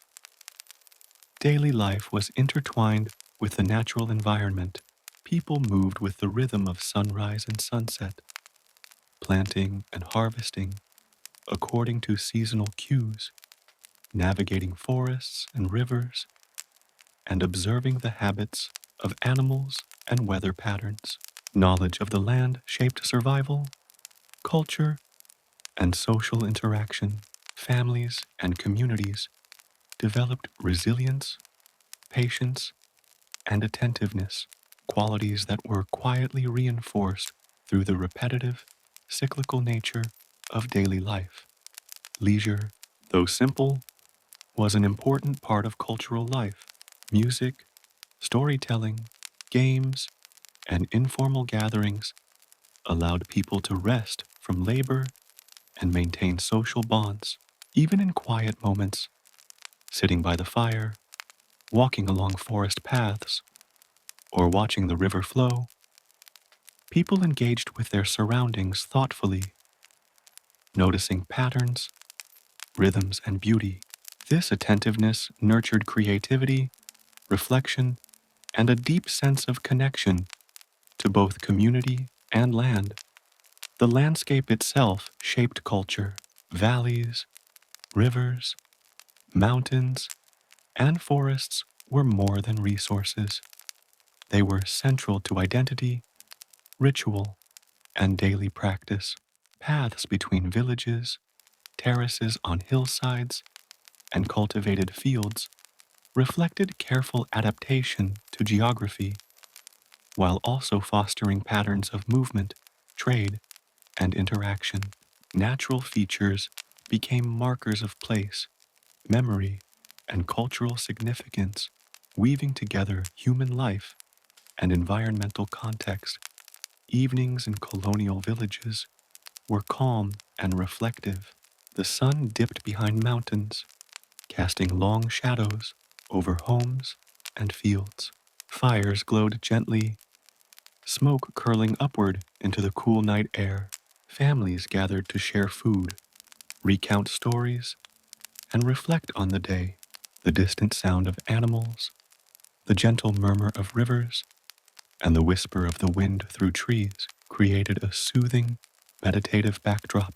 Life moved slowly, deliberately, and harmoniously, fostering a sense of balance and belonging. In this era, Costa Rica's social and cultural life was a mosaic of traditions, practices, and adaptations. Indigenous knowledge, European influence, African contributions, and the rhythms of the land converged to create a society that was resilient, observant, and deeply connected to its environment. Community, family, labor, ritual, and leisure coexisted, forming a quiet yet profound pattern that sustained life, nurtured identity, and laid the groundwork for the nation's future cultural heritage. Social and cultural life in colonial Costa Rica then was neither hurried nor grandiose. It was deliberate, reflective, and intimately tied to the land, fostering continuity, resilience, and a deep sense of place in the gentle cadence of daily life. Through work, celebration, storytelling, and observation, communities nurtured traditions, strengthened bonds, and slowly built the foundation for a society defined by harmony, balance, and enduring connection to the land. Even as Spanish settlements grew in Costa Rica, the indigenous peoples continued to live with quiet resilience, navigating the challenges of colonial authority, environmental change, and cultural disruption. Resistance was not always loud or violent, it was often subtle, woven into daily practices, spiritual life, and community organization. Survival depended on deep knowledge of the land, adaptive strategies, and the ability to maintain cultural identity while negotiating new realities. Picture a dense forest, sunlight filtering through the canopy in dappled patterns, birds calling softly, and a river winding silently through the valley below. Hidden within this forest are small communities, each moving carefully along familiar trails, cultivating maize and beans in plots concealed from passing colonists. Children learn from elders how to forage, track animals, and recognize plants that provide food, medicine, or spiritual significance. Every action, every observation reinforces the knowledge that sustains life and preserves identity. Indigenous resistance took many forms. Some communities chose to retreat into remote areas, mountains, deep forests, or river valleys, where Spanish influence was minimal. These regions were difficult for colonists to access, requiring skill, patience, and courage to traverse. Retreat allowed communities to preserve autonomy, maintain spiritual and cultural practices, and continue traditional agricultural and social life. In these hidden enclaves, elders passed on language, rituals, and customs, ensuring continuity across generations. Other forms of resistance were more subtle, blending negotiation with defiance. Communities might comply superficially with Spanish demands for labor or tribute while secretly maintaining indigenous traditions. Rituals were adapted to incorporate Christian symbols while retaining the essence of ancestral practices. Songs, stories, and dances carried coded messages of survival and identity, preserving culture even under the watchful eyes of colonial authorities. This resilience reflected not only courage, but profound wisdom, a recognition that survival required both adaptation and continuity. Spiritual life was central to survival and resistance.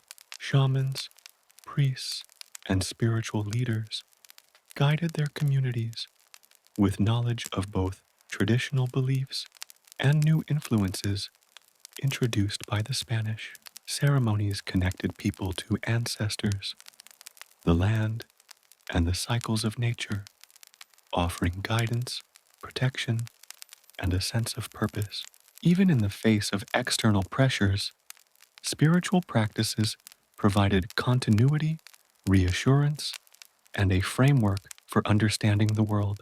Rituals of planting, harvest, and healing reinforced community bonds and the deep connection between humans and their environment. Food security was another area of strategic survival. Indigenous communities maintained careful control over agricultural production, ensuring that crops and livestock could sustain families and resist exploitation. They selected planting locations wisely, rotated crops to maintain fertility, and stored surplus for lean seasons. Knowledge of edible plants, medicinal herbs, and seasonal cycles was essential, allowing communities to endure both natural challenges and colonial demands. Language and oral tradition were powerful tools of cultural preservation. Stories, songs, and legends encoded history, ethics, and practical knowledge. Even as Spanish became increasingly dominant in public life, indigenous languages continued to be spoken privately within families and communities. Oral narratives carried lessons about resilience, cunning, and the interconnectedness of humans and the natural world. They were reminders of ancestral wisdom, transmitted patiently, one generation to the next. Alliances were another form of strategic survival. Some communities formed networks with other indigenous groups, sharing resources, intelligence, and protection. These alliances allowed for coordinated responses to Spanish encroachment, facilitated trade, and reinforced social cohesion. At times, alliances extended to cooperation with settlers who were sympathetic, creating spaces where cultural survival and negotiation coexisted.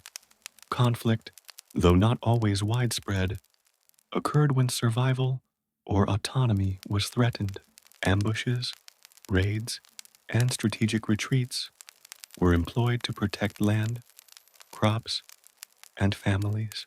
Such acts were carefully planned, often leveraging knowledge of terrain, rivers, and forests to outmaneuver more heavily armed colonists. Resistance was thoughtful, patient, and grounded in an intimate understanding of the land, a silent assertion of presence and agency. Children played a critical role in survival.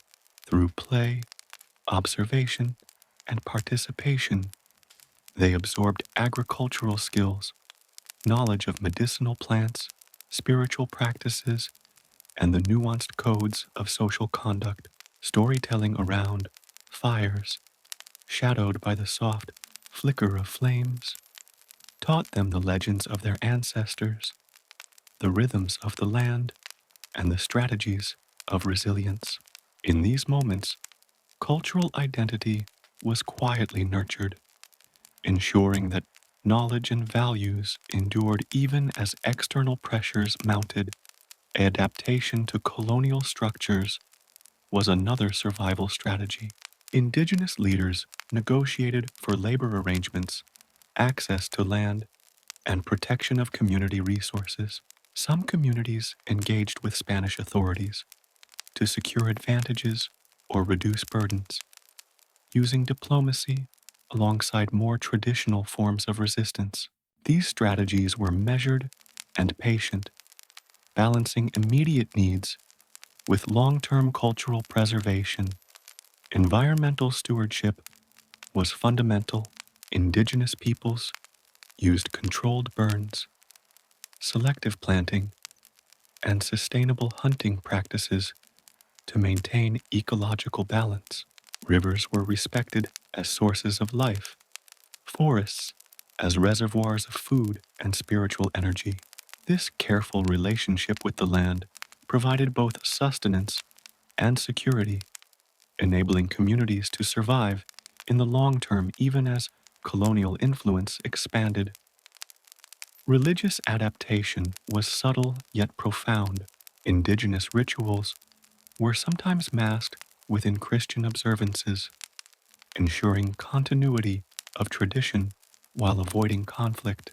Sacred sites were maintained quietly, and offerings were made in ways that combined ancestral beliefs with colonial expectations. This blending was not a loss, but a creative strategy, preserving spiritual life while navigating the imposed structures of colonial society. The resilience of indigenous communities in Costa Rica is also evident in place names, agricultural practices, and oral traditions that survive to this day. Valleys, rivers, and mountains often retain indigenous names, marking the landscape with the imprint of centuries of continuous habitation. Agricultural techniques, such as terracing and polyculture, endure as living traditions, reflecting an enduring knowledge of the land. Stories, legends, and rituals passed down across generations continue to connect people with their ancestral past. Even in the quiet of the night, resistance and survival were ongoing. Fires flickered in hidden homes, the scent of herbs and cooked food blending with the cool forest air. Elders whispered instructions to children, recounting stories that reinforced identity and resilience. The forest rustled softly, rivers murmured, and the mountains stood as silent witnesses to the ongoing presence of communities that refused to vanish. Every gesture, every carefully preserved practice was a quiet declaration of endurance. Through the centuries, these forms of resistance, practical, cultural, spiritual, and strategic, ensured the survival of indigenous knowledge, traditions, and communities. Life persisted, not always visibly or dramatically, but steadily through patience, observation, and adaptation. This quiet resilience laid the groundwork for a cultural continuity that would influence Costa Rican society long after colonial structures evolved. The story of resistance and indigenous survival in Costa Rica reminds us that endurance is not always loud or forceful. It can be subtle, woven into the rhythms of daily life, the cycles of nature, and the fabric of culture itself. It is expressed in the careful tending of crops, the maintenance of sacred rituals, the teaching of children, and the observance of the natural world. In these quiet acts, communities asserted their identity, preserved their heritage, and nurtured the knowledge that would survive for generations. As night falls over the valleys, imagine the soft glow of fires, the gentle sounds of animals, and the whisper of wind through the trees. Indigenous communities, hidden yet present, continue their practices, honoring the land and their ancestors, teaching children the ways of survival and maintaining the continuity of culture. The forest itself seems to embrace their presence, echoing softly with the rhythms of resilience. In this delicate balance of adaptation and preservation, life endures, quietly, steadily, and harmoniously, a testament to the enduring spirit of Costa Rica's first peoples. The early 19th century was a time of quiet anticipation and subtle change across Central America, and Costa Rica was no exception. For decades, the colony had been shaped by the rhythms of life under Spanish rule, its valleys, forests, and rivers guiding agricultural cycles, its villages nurturing social and cultural traditions, and its people slowly adapting to a complex colonial hierarchy. Yet, beneath this steady flow of daily life, ideas of autonomy, self-determination, and independence began to emerge, carried by travelers, letters, and whispers of change from neighboring lands. Picture a calm morning in the Central Valley, mist hovering over fields, roosters crowing softly, and villagers moving quietly through the streets. Merchants prepare for market, women tend gardens, and children follow elders along winding paths. Conversations, casual at first, start to include subtle talk of distant revolutions, of nations across the sea shaking off colonial authority, of debates in Guatemala and other provinces questioning the legitimacy of the Spanish crown. Knowledge traveled slowly, carried by word of mouth, travelers' letters, and the occasional newspaper. It stirred curiosity and a growing sense of possibility in the hearts of Costa Ricans, both Creole and indigenous. Costa Rica's path to independence was gradual and deliberate, shaped as much by geography as by politics. Unlike regions with larger cities or concentrated populations, Costa Rica's small, dispersed settlements allowed for a slower, more measured response. News of independence movements elsewhere reached the valleys, often filtered through intermediaries, yet it carried a spark of hope. People began to imagine a future in which their communities could govern themselves, preserving local traditions, managing their land, and determining their own social and economic priorities. The independence movements were influenced by broader events across the Americas and Europe, revolutions in Spain, the Napoleonic Wars, and uprisings in Mexico, Guatemala, and elsewhere created a ripple effect, inspiring discussion and debate.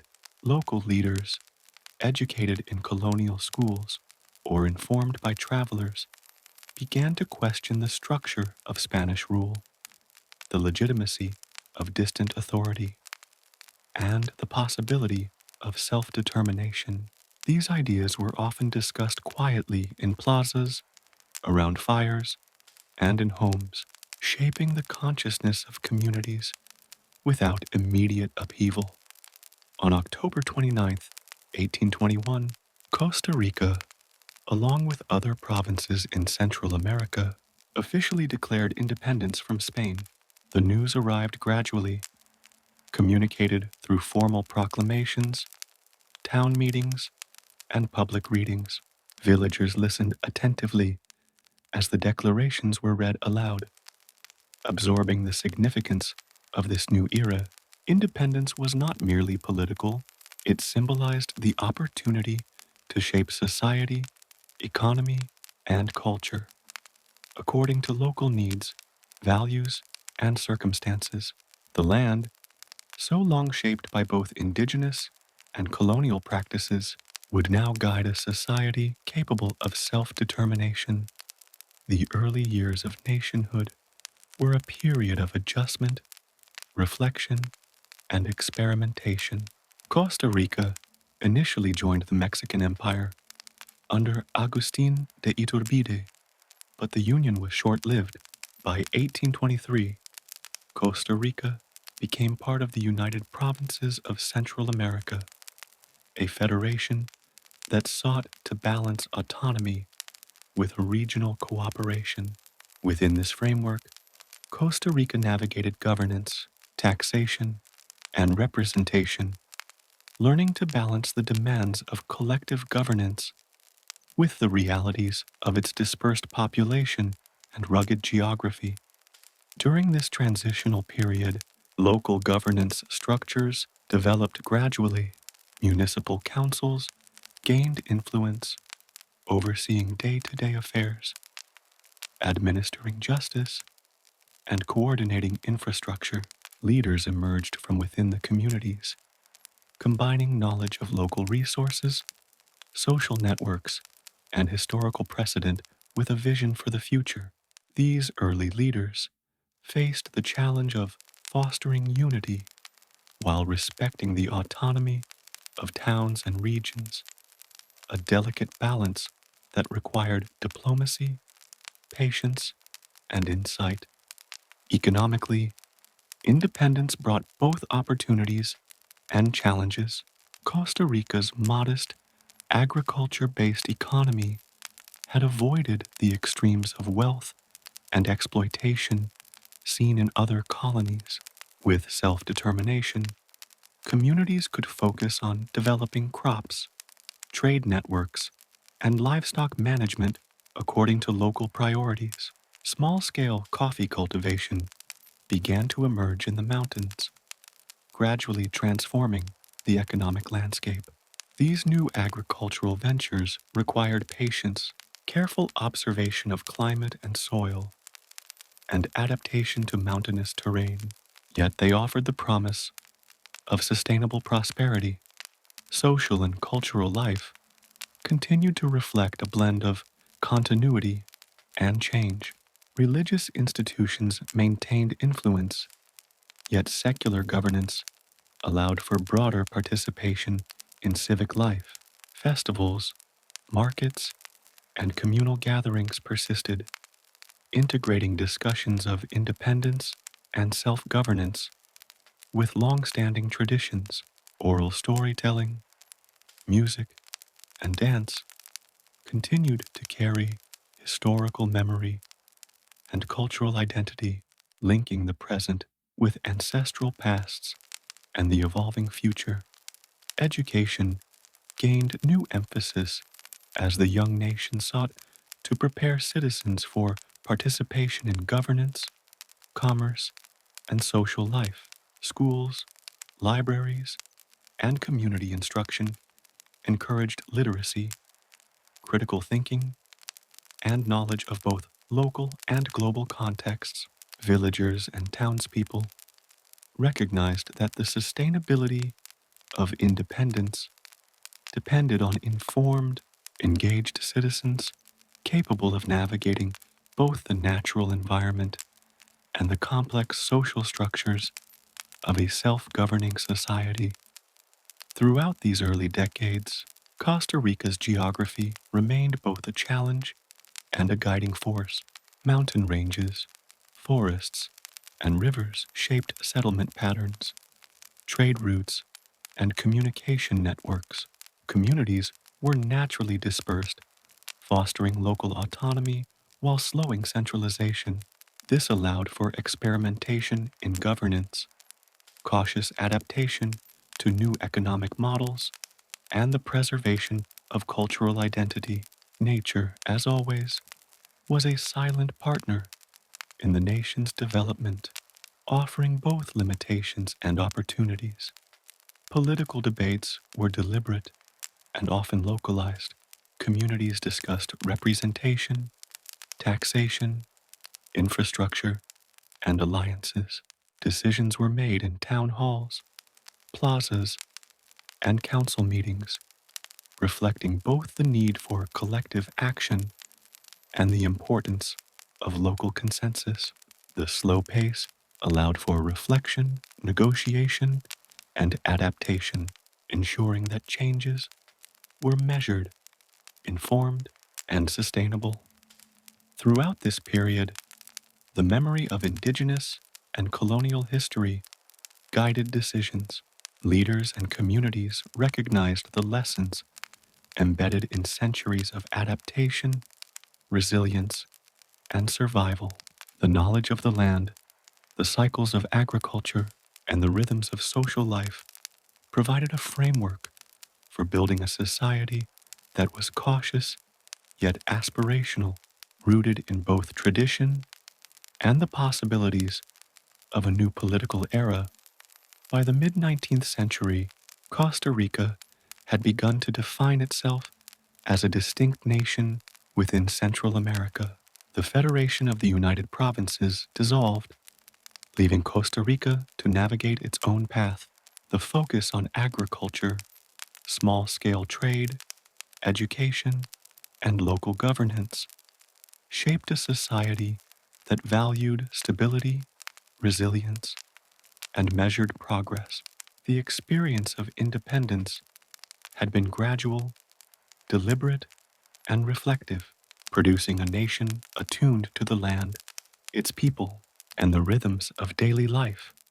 As evening falls over the valleys, imagine fires flickering softly in towns and villages, the scent of roasted coffee beans drifting through the cool air. Children gather around elders to hear stories of colonial times, of distant revolutions, and of the quiet deliberations that shaped independence. The mountains and rivers stand as silent witnesses, guardians of history, and partners in the slow unfolding of a nation. The gentle hum of nocturnal creatures, the whisper of wind through trees, and the soft murmur of distant rivers create a calm, steady backdrop echoing the measured, deliberate rhythm of early nationhood. Costa Rica's early independence movements and nationhood illustrate that the emergence of a country is not always sudden or dramatic. It can be gradual, reflective, and deeply connected to the land and its people. Through careful adaptation, measured governance, and respect for cultural and environmental continuity, the young nation began to chart a path toward stability, identity, and sustainable development. The valleys, forests, and mountains continued to guide its people, shaping both life and imagination as the nation quietly matured. As Costa Rica moved through the 19th century, one crop began to quietly reshape its landscape, society, and economy: coffee. This small aromatic bean, first introduced in the late 18th century, gradually became the lifeblood of the nation, transforming valleys and mountainsides into productive farms, connecting communities through trade and altering social and cultural life. Its story is not one of sudden wealth or dramatic upheaval, but of slow, deliberate growth, patience, and meticulous labor, a rhythm that mirrors the gentle pulse of the land itself. Imagine a misty morning in the Central Valley. The sun is just beginning to illuminate terraces carved into the mountains, each one lined with neat rows of coffee plants. Leaves glisten with dew. Tiny white blossoms release their soft, sweet fragrance, and the air is alive with the gentle rustle of wind through foliage. Farmers, dressed simply, move methodically through the fields, inspecting the plants, pruning branches, and tending to irrigation channels. Their hands, skilled and careful, move with the rhythm of centuries of agricultural knowledge, blending European techniques with local adaptation to mountainous terrain. Coffee cultivation demanded patience. The plants required precise care, shaded by trees, protected from excessive wind, watered according to seasonal patterns, and pruned to encourage optimal growth. Farmers monitored flowering and fruiting cycles carefully, understanding that the quality of the beans depended on timing, technique, and environmental awareness. Harvesting itself was a delicate process. Only ripe cherries were picked, often by hand, ensuring that each bean reached its full potential. The labor was steady, rhythmic, and intimately tied to the land, reinforcing the connection between human effort and natural cycles. The introduction of coffee transformed the economy gradually but profoundly. Small-scale farmers, often Creole families or indigenous communities, began producing beans not only for local consumption but also for regional and international trade. Roads and trails developed to connect farms with emerging market towns, and merchants organized the collection, transport, and eventual export of coffee. Though initially modest in scale, this network became the foundation of Costa Rica's first major economic boom. Coffee cultivation also shaped land use and settlement patterns. Valleys, hillsides, and terraces were cultivated with careful attention to soil, fertility, shade, and water access. Forests were partially cleared, but often maintained for ecological balance and shade, preserving biodiversity while supporting production. Villages grew near coffee farms, forming networks of labor, exchange, and community life. Roads, bridges, and carts became essential, linking farms to processing areas, markets, and eventually ports for export. Processing coffee was as deliberate as cultivation. Cherries were pulped, fermented, washed, and dried under careful observation. Each stage required patience, knowledge, and attention to detail, as the flavor, aroma, and quality of the final product depended on careful execution. Local mills, sometimes water-powered or manually operated, became centers of community interaction, where laborers gathered, exchanged news, and shared skills. Coffee processing was both a technical craft and a social rhythm, reinforcing communal bonds while shaping the emerging economy. Social structures shifted alongside the coffee economy. Landowners, often called cafeteros, gained influence, overseeing production, trade, and labor management. Smallholders and tenant farmers contributed labor and expertise, negotiating arrangements that balanced work, resources, and social obligations. Indigenous communities sometimes participated as laborers or small producers, integrating traditional knowledge with new economic models. This evolving hierarchy was less rigid than colonial structures, reflecting negotiation, collaboration, and practical adaptation. Trade networks expanded gradually. Initially, coffee was exchanged locally, but over decades, merchants organized exports to international markets. Ports on the Pacific and Atlantic coasts facilitated shipping, linking Costa Rica to Europe, the Caribbean, and North America. This slow integration into global commerce brought both opportunity and responsibility.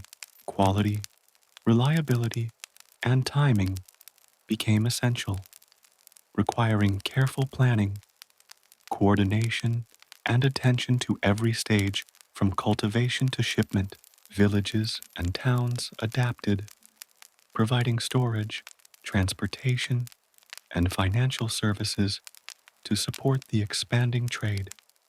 The cultural impact of coffee was subtle, yet enduring. Communities developed rituals and routines around planting, flowering, and harvest cycles. Festivals, songs, and stories incorporated the rhythms of coffee cultivation, celebrating labor, persistence, and the fruits of careful effort. Coffee drinking became a social practice, initially in local households and eventually in communal settings, symbolizing hospitality, refinement, and connection. Its aroma and flavor permeated daily life, marking both work and leisure with a gentle sensory presence. Environmental awareness grew alongside coffee production. Farmers learned to manage shade trees, maintain soil health, and balance cultivation with forest preservation. The interweaving of ecological knowledge and agricultural practice created landscapes that were productive yet sustainable, reflecting a harmony between human effort and natural systems. Rivers, slopes, and microclimates were respected, shaping the careful placement of farms and terraces. Every adjustment, every observation reinforced the intimate connection between labor, land, and long-term survival. Labor practices were deliberate and organized. Families worked together, sharing tasks according to skill, age, and strength. Seasonal workers were recruited during harvest, ensuring timely collection without overstraining permanent residents. Children learned the rhythms of coffee cultivation from a young age, observing elders, assisting with light tasks, and absorbing knowledge of plant care, processing techniques, and ecological awareness. Through these practices, agricultural skill, social cohesion, and cultural identity were transmitted across generations. Economically, coffee facilitated a gradual transition from subsistence agriculture to a market-oriented system. Smallholders and landowners developed financial literacy, learning to navigate prices, trade agreements, and international demand. This process encouraged investment in infrastructure, education, and community development. Slowly reshaping the social landscape, villages became hubs of commerce and communication, connected not only to nearby farms, but also to regional and global markets. Political influence also shifted in response to the coffee economy. Landowners gained a voice in local and regional governance, advocating for infrastructure improvements, legal protections, and policies that supported production and trade. Councils, assemblies, and informal networks became channels for negotiation and decision-making, reflecting the growing importance of economic leadership alongside traditional social hierarchies. This influence helped shape the emerging nation's priorities, blending economic pragmatism with civic responsibility. Daily life remained deliberate and connected to natural cycles. Sunrise marked the start of fieldwork, with hours dedicated to cultivation, pruning, or tending irrigation. Midday breaks allowed for meals and rest, while afternoons were devoted to harvesting, processing, or market preparation. Evenings offered quiet reflection, storytelling, and shared meals, with the aroma of roasted beans mingling with the cooling air. Life moved steadily, in harmony with both agricultural rhythms and the broader currents of social and economic change. Coffee also inspired innovation. Farmers experimented with techniques, experimented with varietals, and adjusted planting patterns to maximize yield and quality. Knowledge was shared through observation, oral instruction, and community cooperation. This iterative process fostered skill, creativity, and resilience, reinforcing both economic and cultural continuity. Over time, these innovations established Costa Rica as a respected producer of high-quality coffee, building an enduring reputation that connected the nation to distant markets and global appreciation. By the late 19th century, coffee had transformed Costa Rica in subtle but profound ways. Valleys and hillsides bore terraces of carefully tended plants.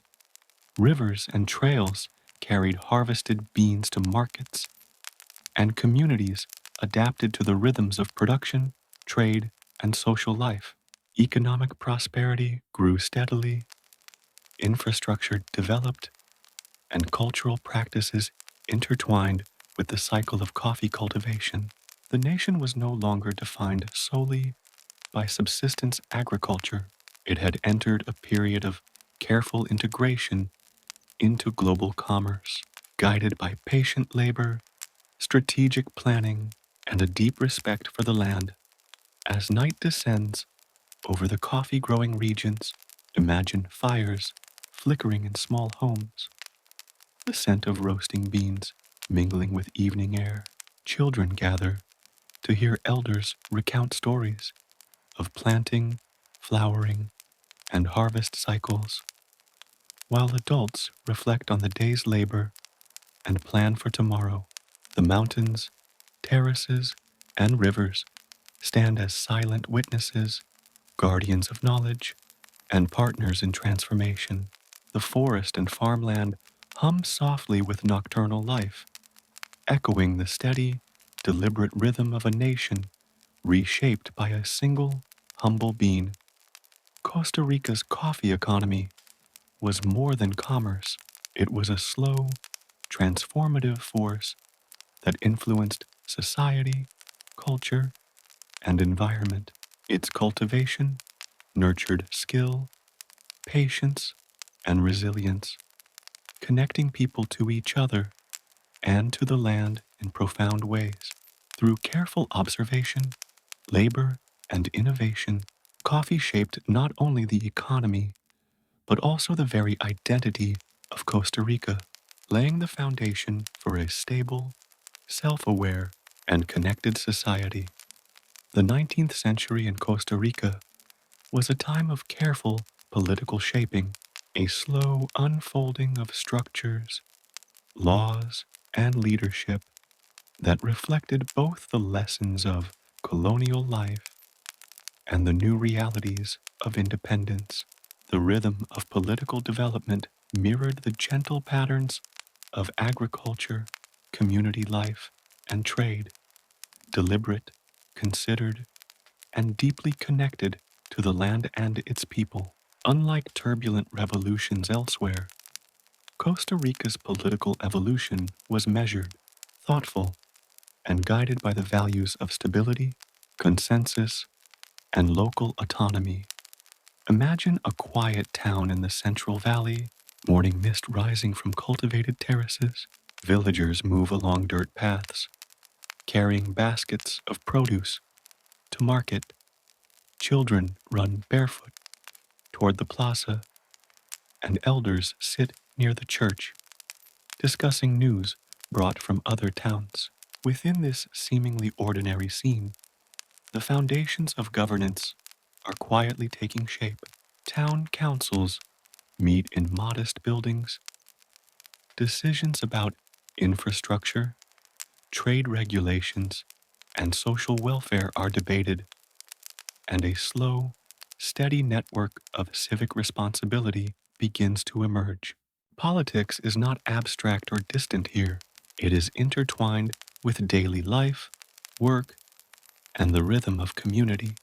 After independence, Costa Rica initially joined the short-lived Mexican Empire, then the United Provinces of Central America. This period required negotiation between local autonomy and federal oversight. Towns and regions balanced the authority of external structures with local needs, ensuring that communities could maintain control over agriculture, labor, and social life. The lessons of colonial society, adaptation, patience, and consensus guided these early political experiments, producing a culture of governance that emphasized stability and practical problem solving. Local government became the backbone of political development.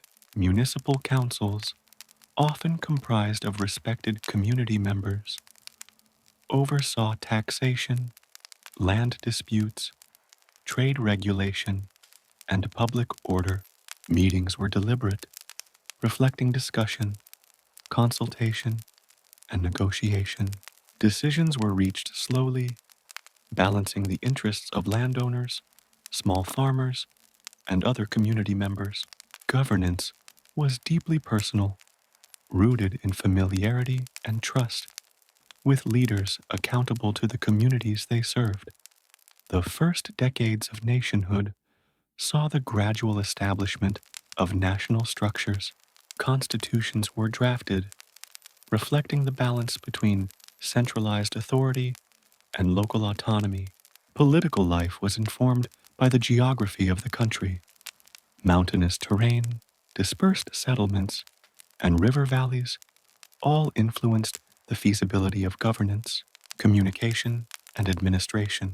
Leaders had to be patient, flexible, and observant, crafting policies that worked not only on paper, but also in practice, harmonizing laws with the realities of daily life.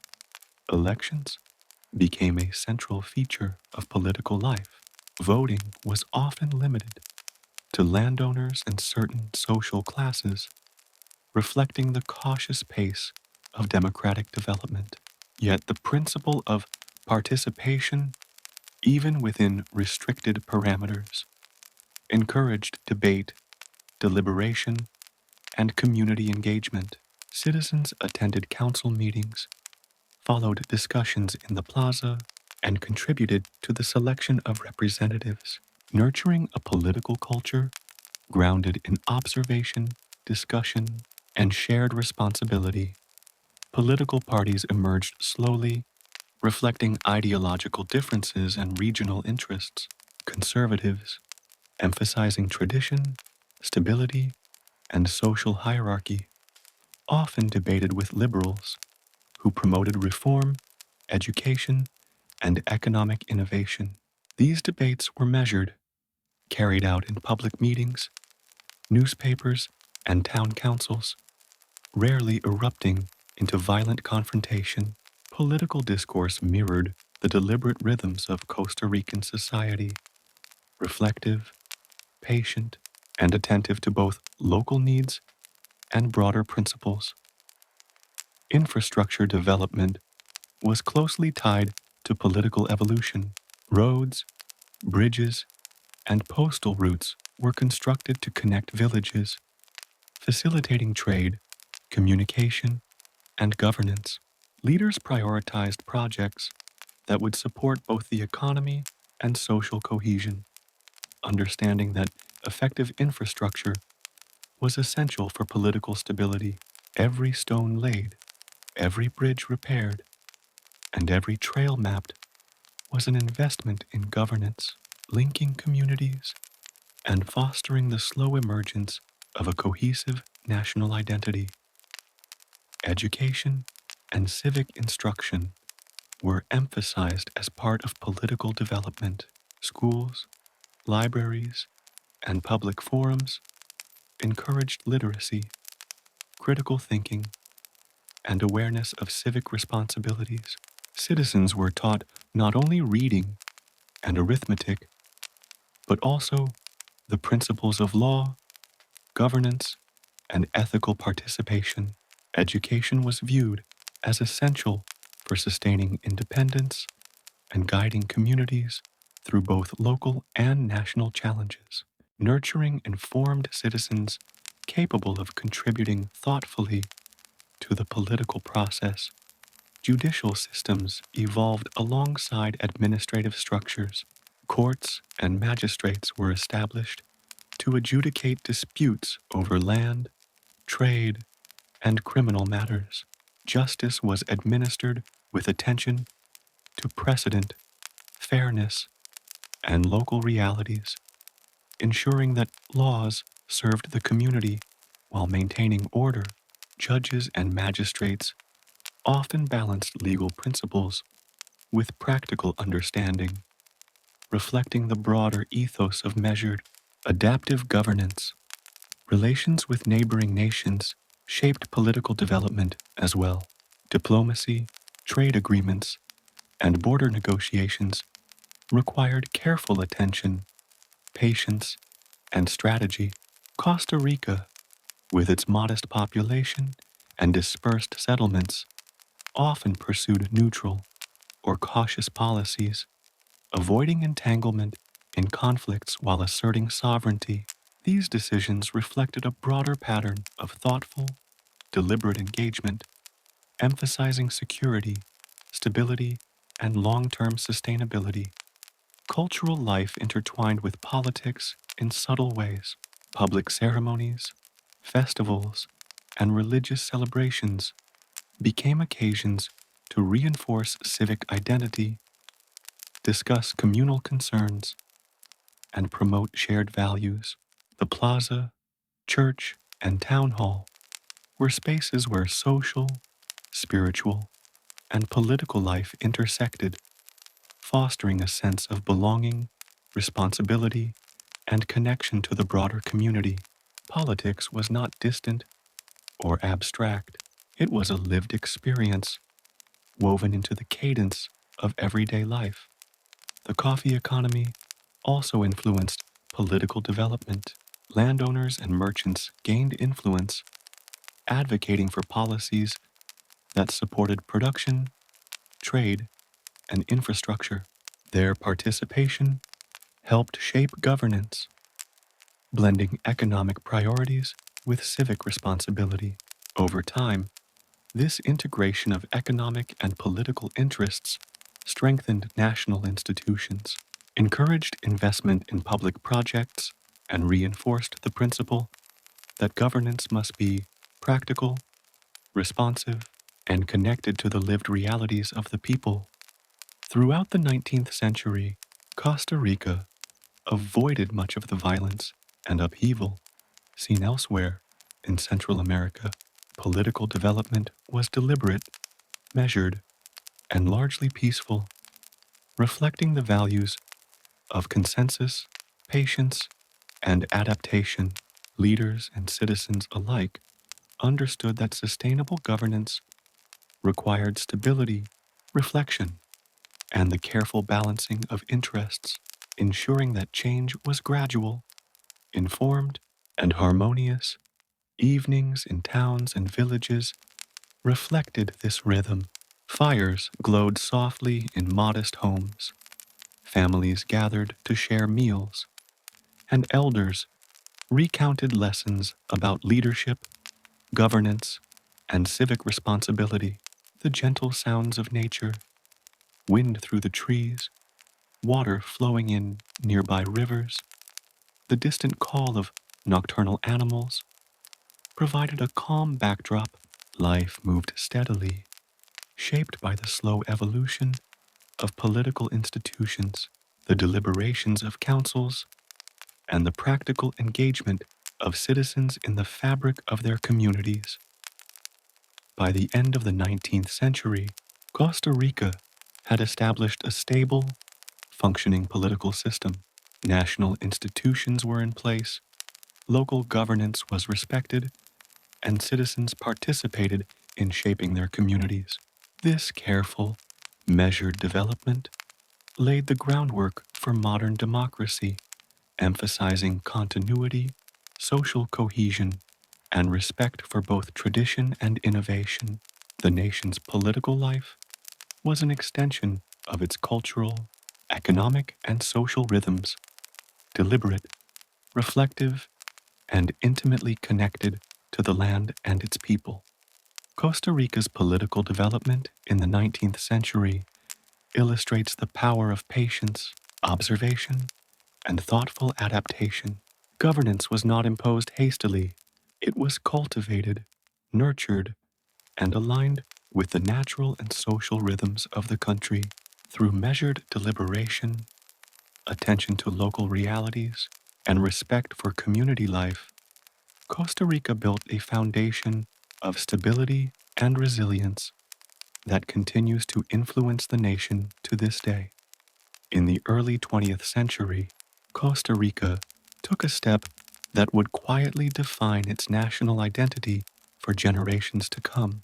While many nations around the world focused on military strength, territorial expansion, or armed conflict, Costa Rica made a deliberate, profound choice: the abolition of its standing army. This decision was not sudden, but a thoughtful reflection of the nation's history, geography, social values, and commitment to peace.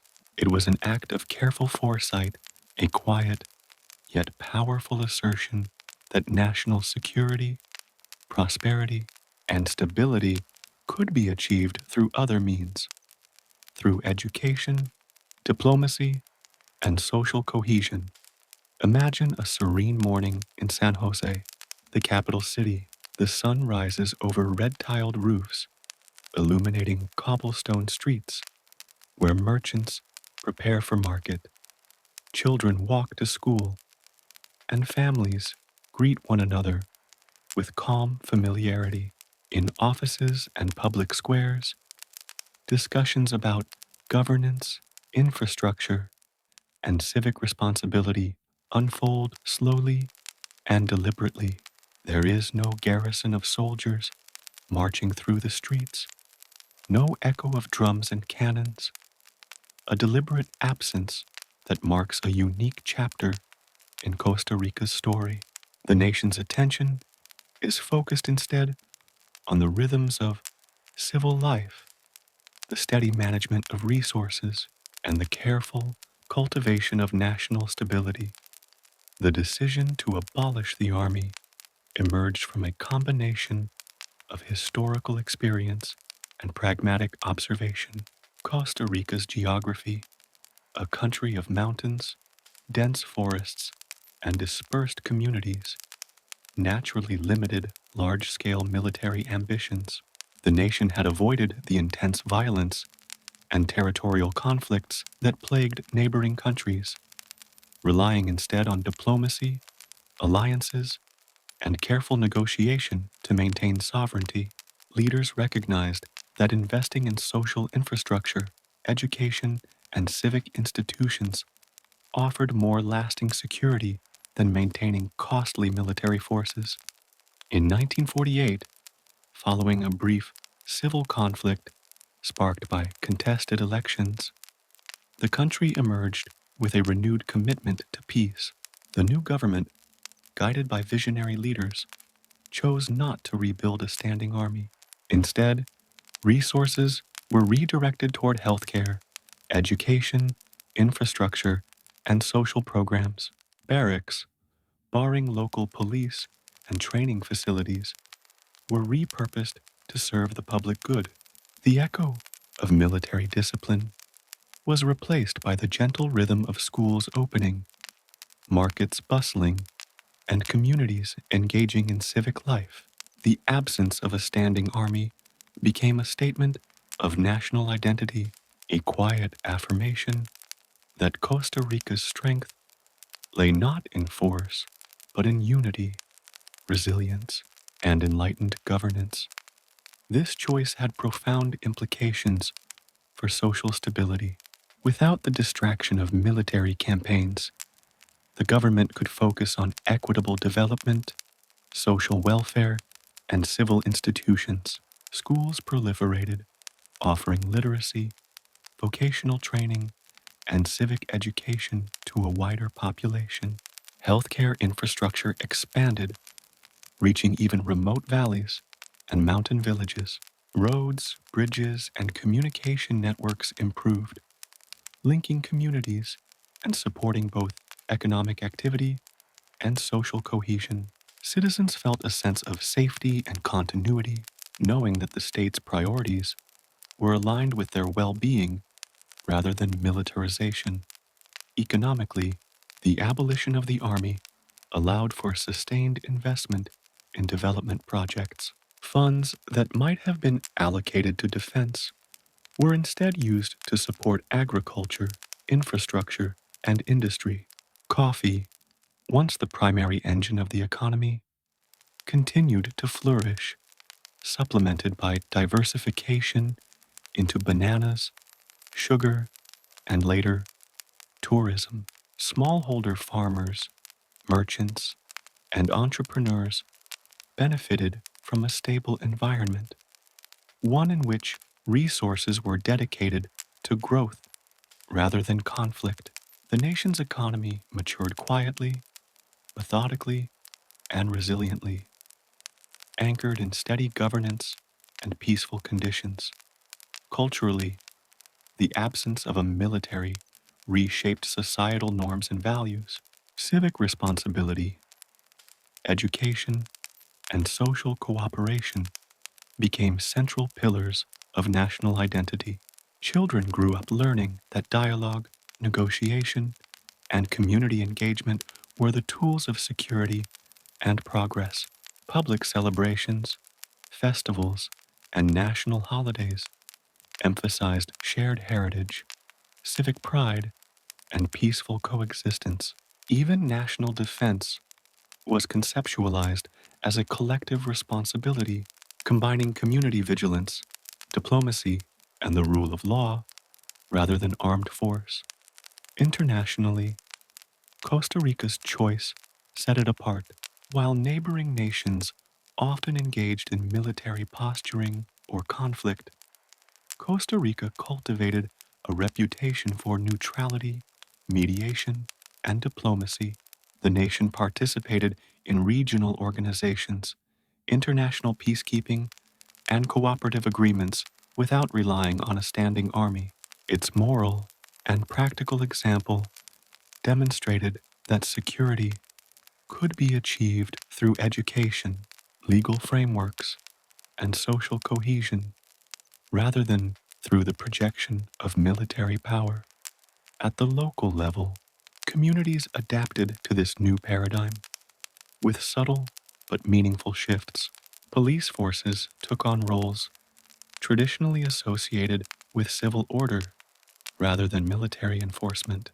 Local councils and civic organizations assumed greater responsibility for dispute resolution, infrastructure maintenance, and public engagement.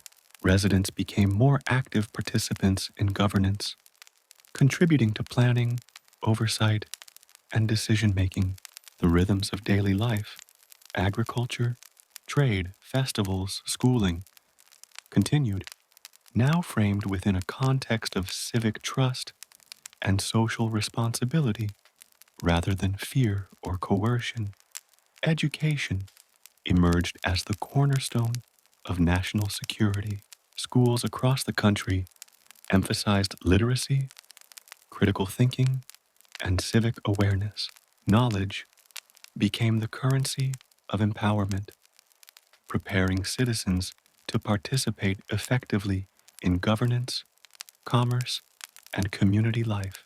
Universities and technical schools nurtured expertise in agriculture, engineering, health, and administration, ensuring that the nation could sustain itself and adapt to changing circumstances. By investing in human capital rather than weapons, Costa Rica created a foundation for long-term resilience and prosperity. Healthcare and social services also flourished in this context. Hospitals, clinics, and rural health posts expanded, improving life expectancy and overall quality of life. Nutrition, sanitation, and preventive medicine became priorities, supported by stable governance and investment in public infrastructure. Citizens experienced tangible benefits of peaceful policy, reinforcing trust in government and commitment to civic responsibility. Evenings in Costa Rica reflect the quiet power of this decision. Fires glow softly in homes across the valleys. Mountain ranges stand silhouetted against the darkening sky, and rivers murmur gently as night descends.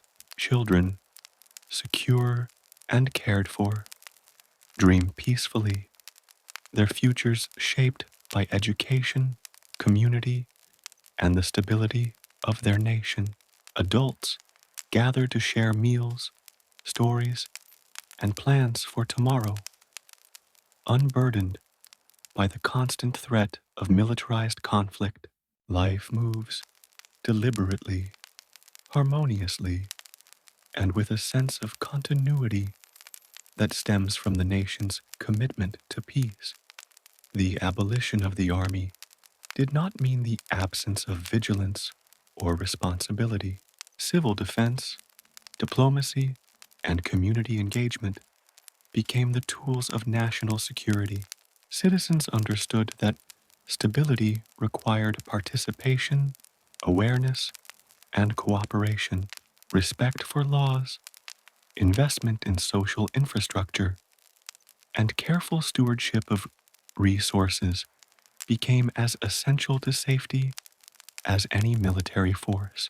This approach nurtured a culture of trust, civic pride, and long-term planning, demonstrating that true security arises not from fear or force, but from shared values and mutual responsibility.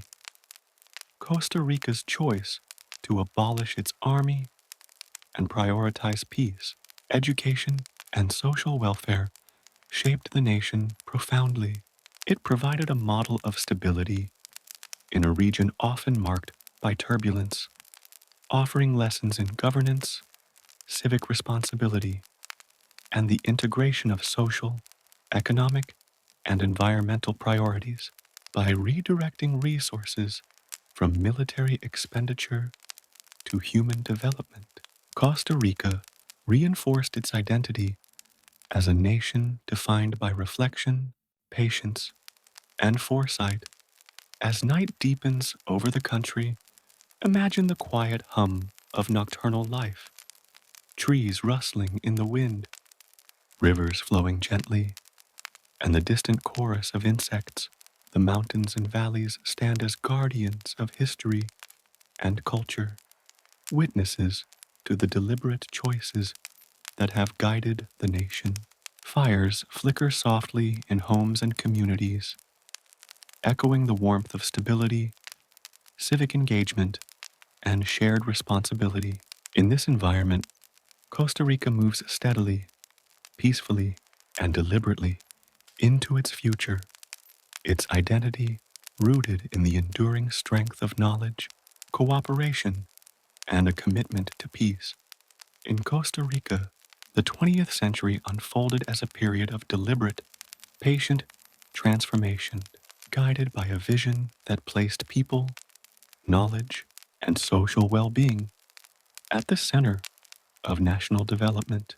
Education and social reforms became pillars of this vision, quietly reshaping communities, valleys, and mountainsides, fostering a society rooted in stability, civic engagement, and opportunity.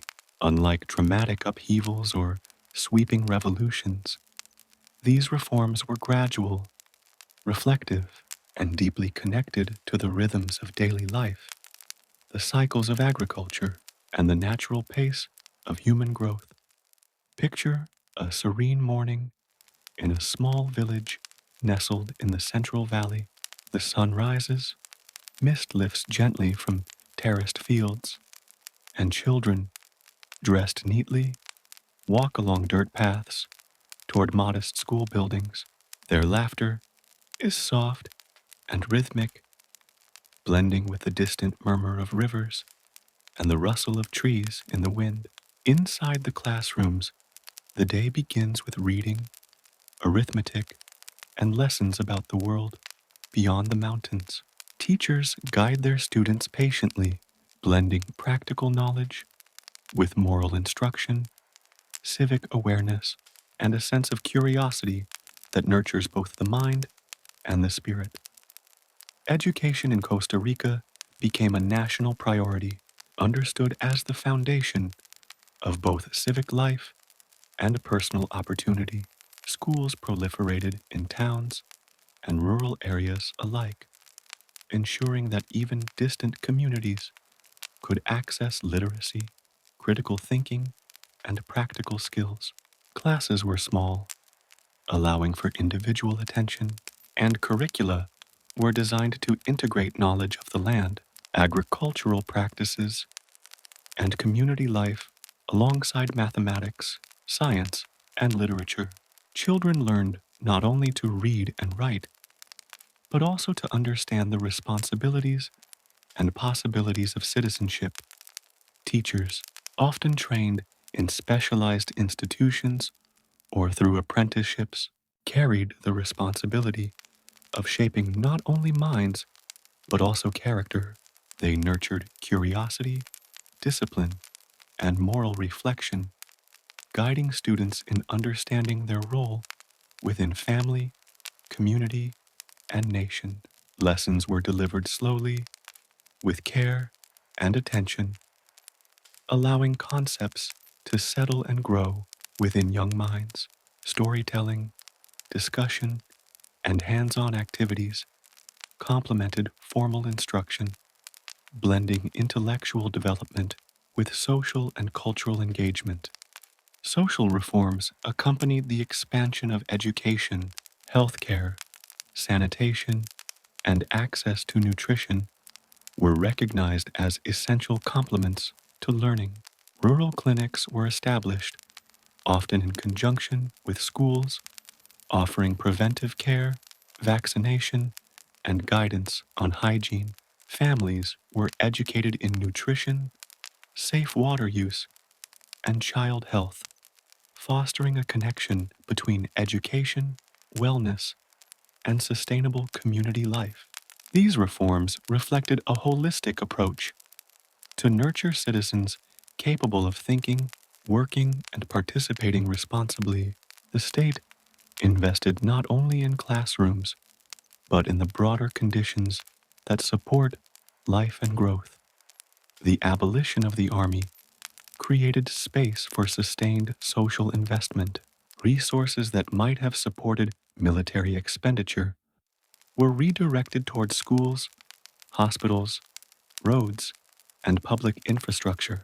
Communities, previously reliant on local councils for basic governance, now experienced enhanced services, better connectivity, and greater access to knowledge and opportunity.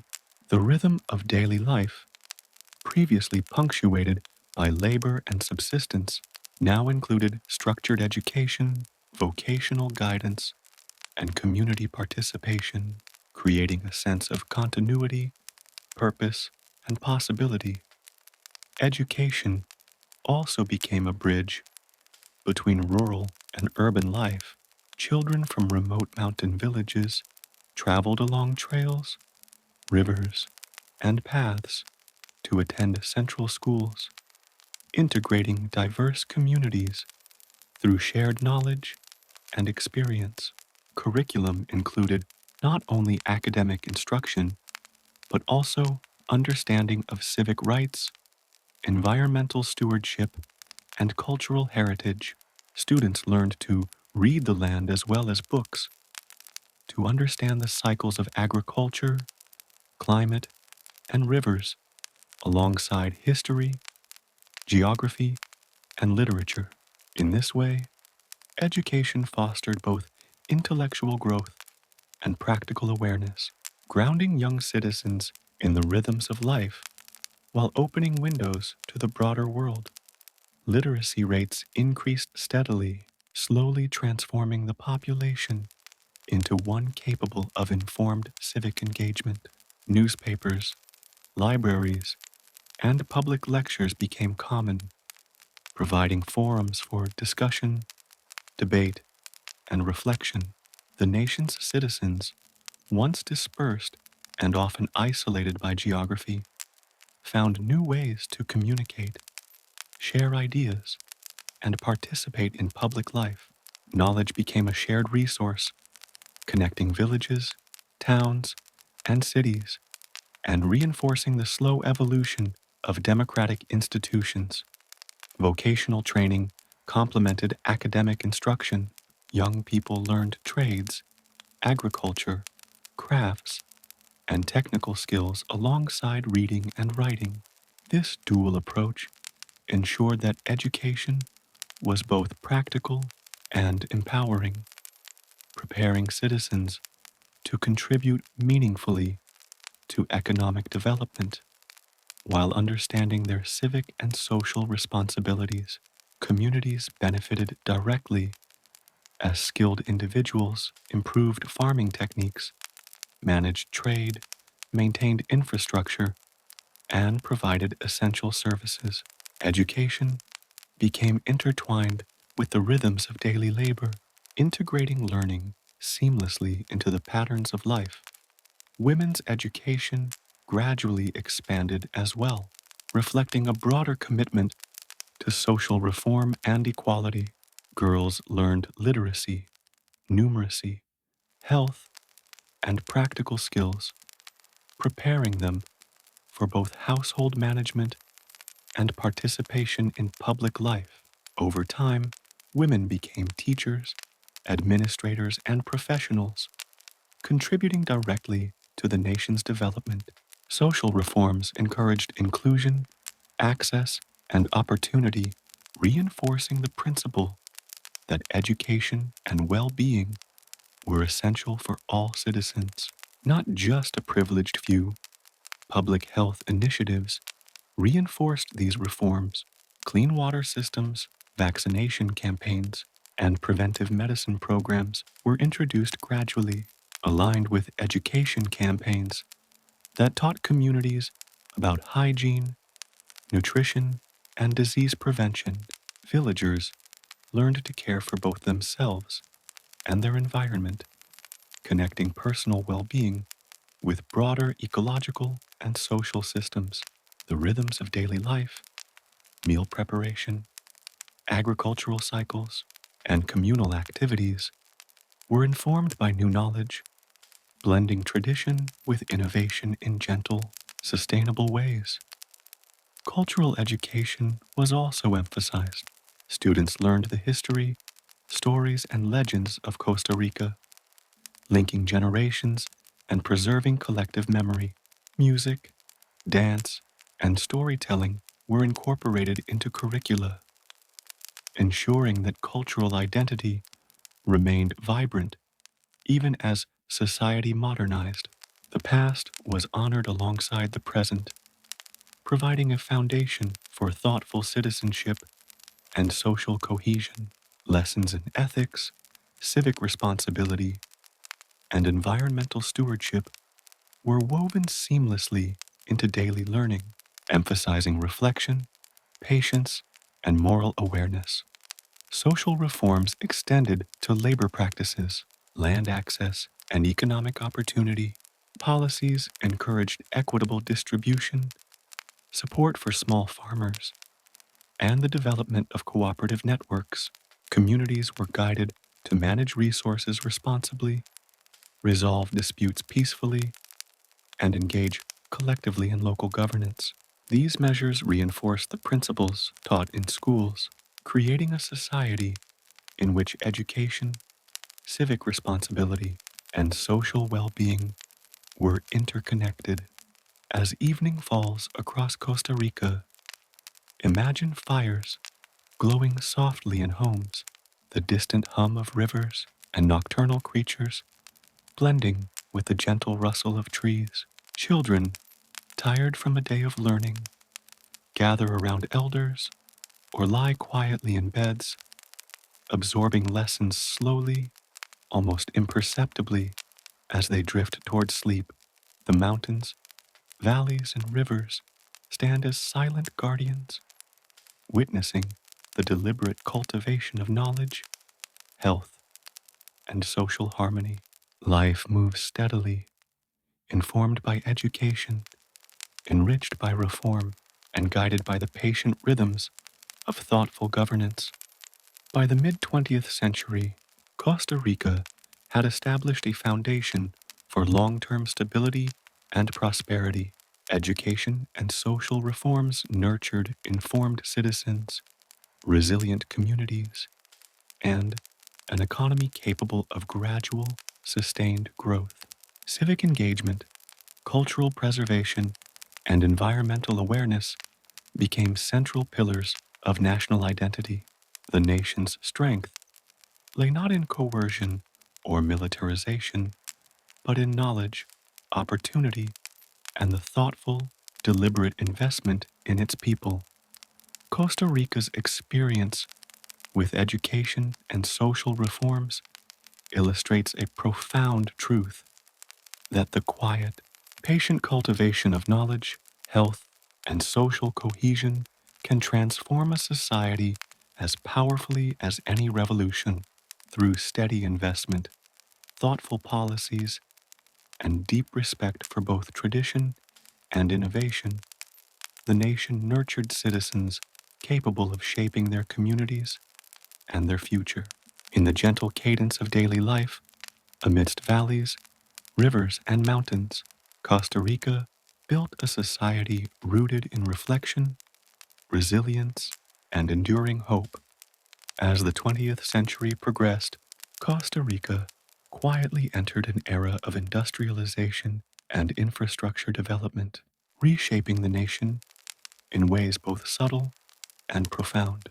Unlike countries whose industrial revolutions were sudden and overwhelming, Costa Rica's transformation was measured, gradual, and deeply intertwined with the rhythms of daily life, the patterns of agriculture, and the contours of its mountains and valleys. The process unfolded slowly, like a river carving its path through the landscape, guided by careful planning, observation, and adaptation. Imagine an early morning in San Jose, the capital city slowly awakening. Smoke rises gently from chimneys. Workers make their way along cobblestone streets, and carts loaded with coffee, bananas, and agricultural products trundle toward local markets. In the distance, the soft sound of construction drifts across the city, roads being paved, bridges reinforced, and small factories beginning operations. The nation's heartbeat is steady and deliberate, marked not by chaos, but by the harmonious rhythm of labor, planning, and community activity. Industrialization began primarily as an extension of the agricultural economy. Coffee, bananas, and sugar remained central to Costa Rica's export economy, but processing and transport required new technologies, machinery, and organizational systems. Small mills, initially water-powered, evolved into larger facilities capable of processing beans more efficiently. Banana plantations introduced steamships and refrigerated storage, linking tropical farms to distant ports and international markets. Each step in this progression was deliberate, carefully integrated with existing labor practices, ecological systems, and social structures. Infrastructure development became both a driver and a reflection of industrialization. Roads were paved, bridges strengthened, and railways constructed to connect farms, towns, and ports. These projects required meticulous planning, surveying, and understanding of the nation's diverse geography. Mountains, rivers, and dense forests presented challenges that engineers and laborers met with creativity and persistence. Construction sites became hubs of coordinated effort, blending technical skill with local knowledge, patience, and shared purpose. Railways played a particularly transformative role. The expansion of tracks linking the Central Valley to Pacific and Atlantic ports enabled the efficient transport of coffee, bananas, and other goods. Farmers and merchants could now anticipate delivery schedules, plan harvests with precision, and participate more actively in regional and international trade.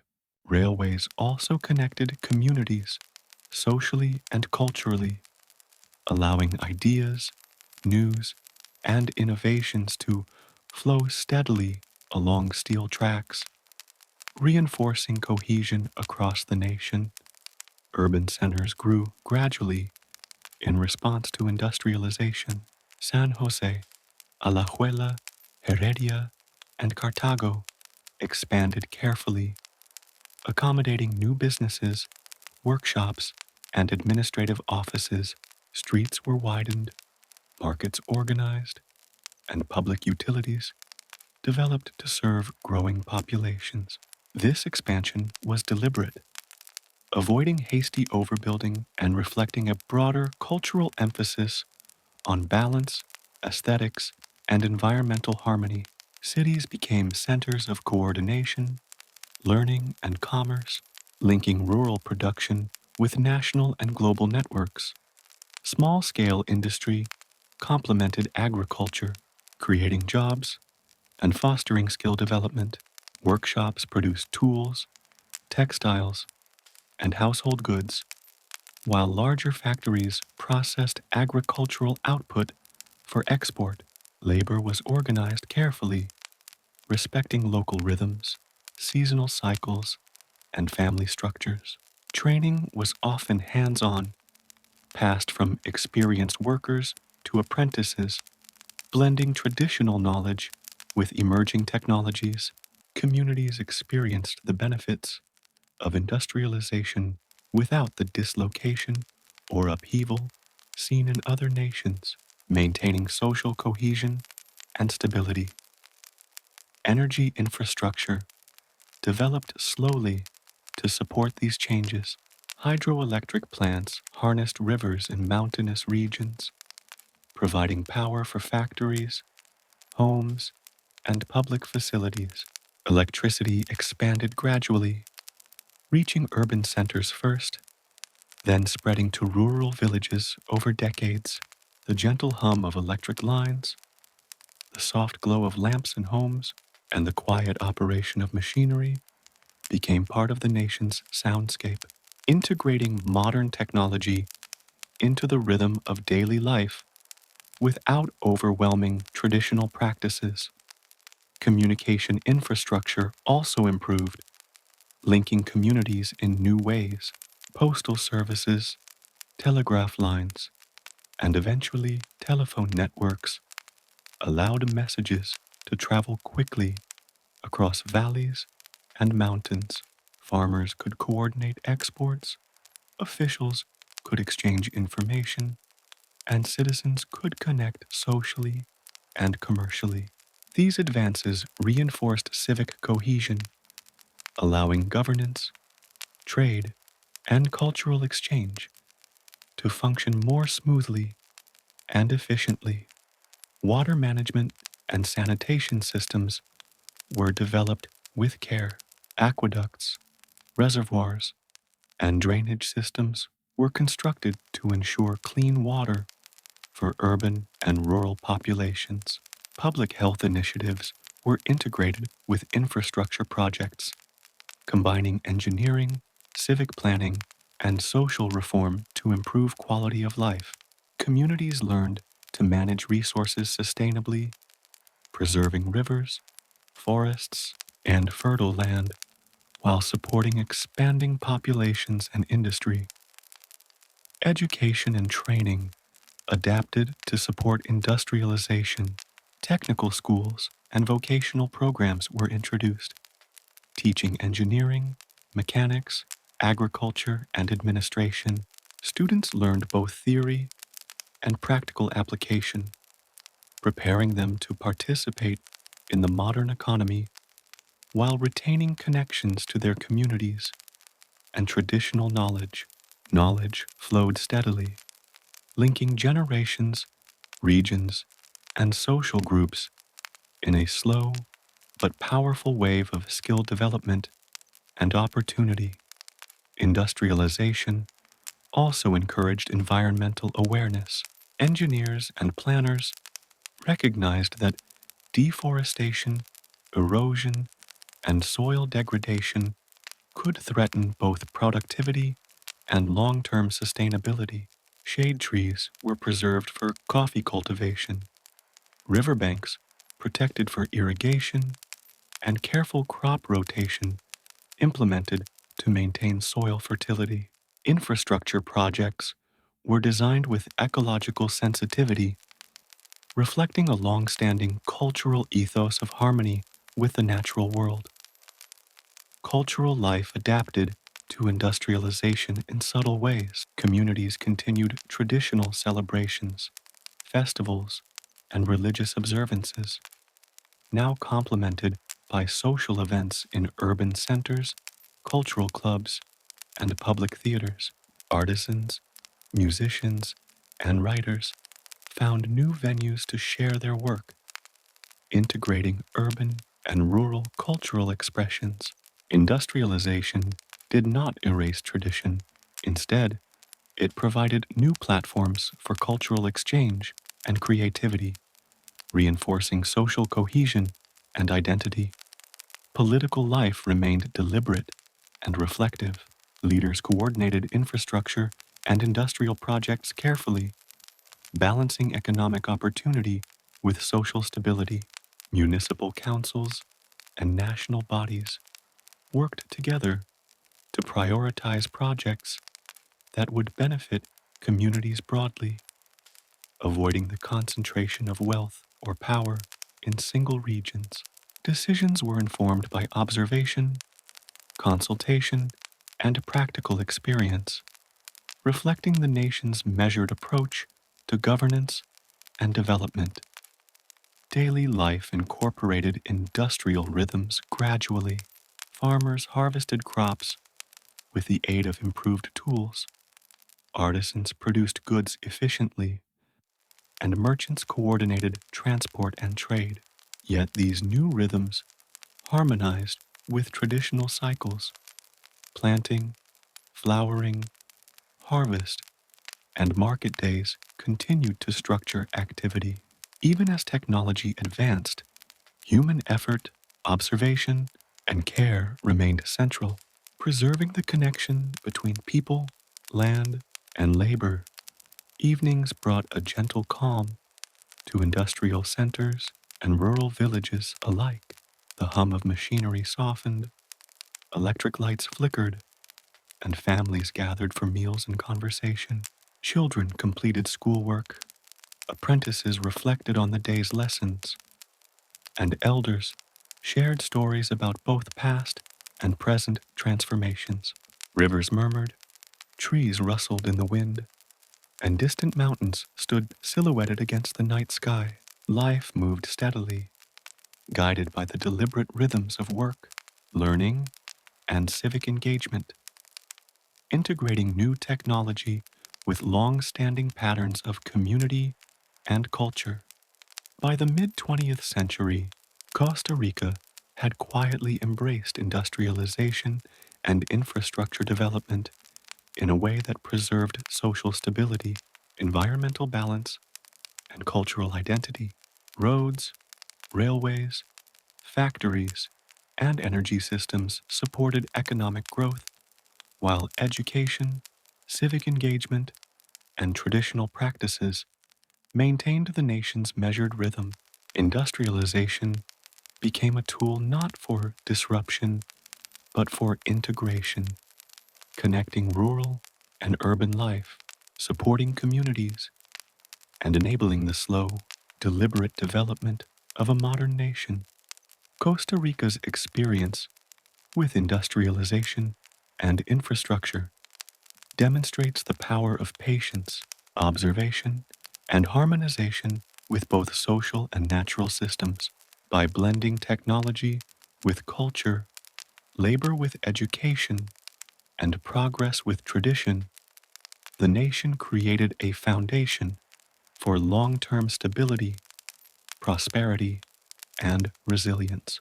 Across valleys, rivers, and mountains, life continued steadily, shaped by deliberate development and the enduring rhythms of work, learning, and community.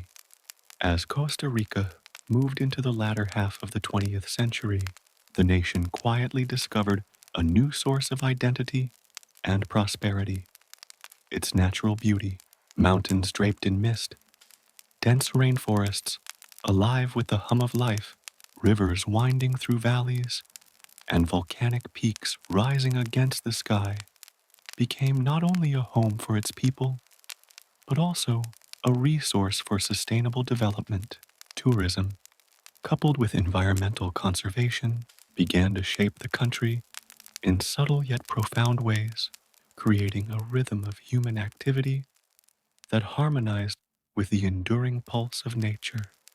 Imagine an early morning in Monteverde, the cloud forest shrouded in a soft veil of mist.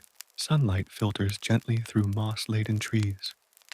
Birds call in delicate tones, and small mammals stir quietly among the undergrowth. Tourists and naturalists, moving slowly and respectfully along winding trails, observe, listen, and absorb the tranquil beauty. Guides, deeply familiar with the landscape, point out rare orchids, hidden streams, and the delicate patterns of foliage.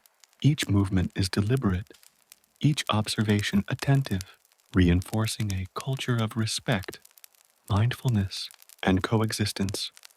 The rise of tourism was gradual, driven initially by curiosity and adventure rather than mass attraction. Early visitors arrived seeking to experience Costa Rica's rainforests, beaches, and volcanoes, often motivated by scientific study, eco-adventure, or quiet retreat. Small lodges and hostels catered to these travelers, designed to blend into the landscape rather than dominate it. Paths were carefully maintained, rivers crossed by simple footbridges, and observation points established to allow appreciation without disturbance. Tourism in this early phase was both an economic opportunity and a cultural dialogue, introducing outsiders to Costa Rica's natural and human heritage in a measured, thoughtful way. Environmental conservation became a natural complement to tourism, recognizing the fragility and uniqueness of its ecosystems. Costa Rica pioneered the creation of national parks, reserves, and protected areas, from the cloud forests of Monteverde to the tropical rainforests of Corcovado. The government, scientists, and communities worked together to preserve habitats, protect biodiversity, and manage human activity. Conservation was not abstract, it was woven into the rhythm of daily life, guiding agriculture, forestry, and tourism, ensuring that the natural world remained vibrant and resilient. Communities adapted to this new economy gradually. Villagers became guides, educators, and stewards, integrating environmental knowledge into livelihoods. Children learned not only to read and write, but also to recognize species, track animal behavior, and understand ecological cycles. Families found ways to balance traditional agriculture with ecotourism, cultivating crops while preserving forest corridors and wildlife habitats. This integration of human activity and ecological stewardship created a society attuned to both local needs and global environmental awareness. Infrastructure for tourism developed slowly, respecting the land's integrity. Roads were improved cautiously, airports expanded modestly, and accommodations designed to minimize environmental impact. Lodges were constructed with natural materials, water was managed sustainably, and energy use monitored carefully.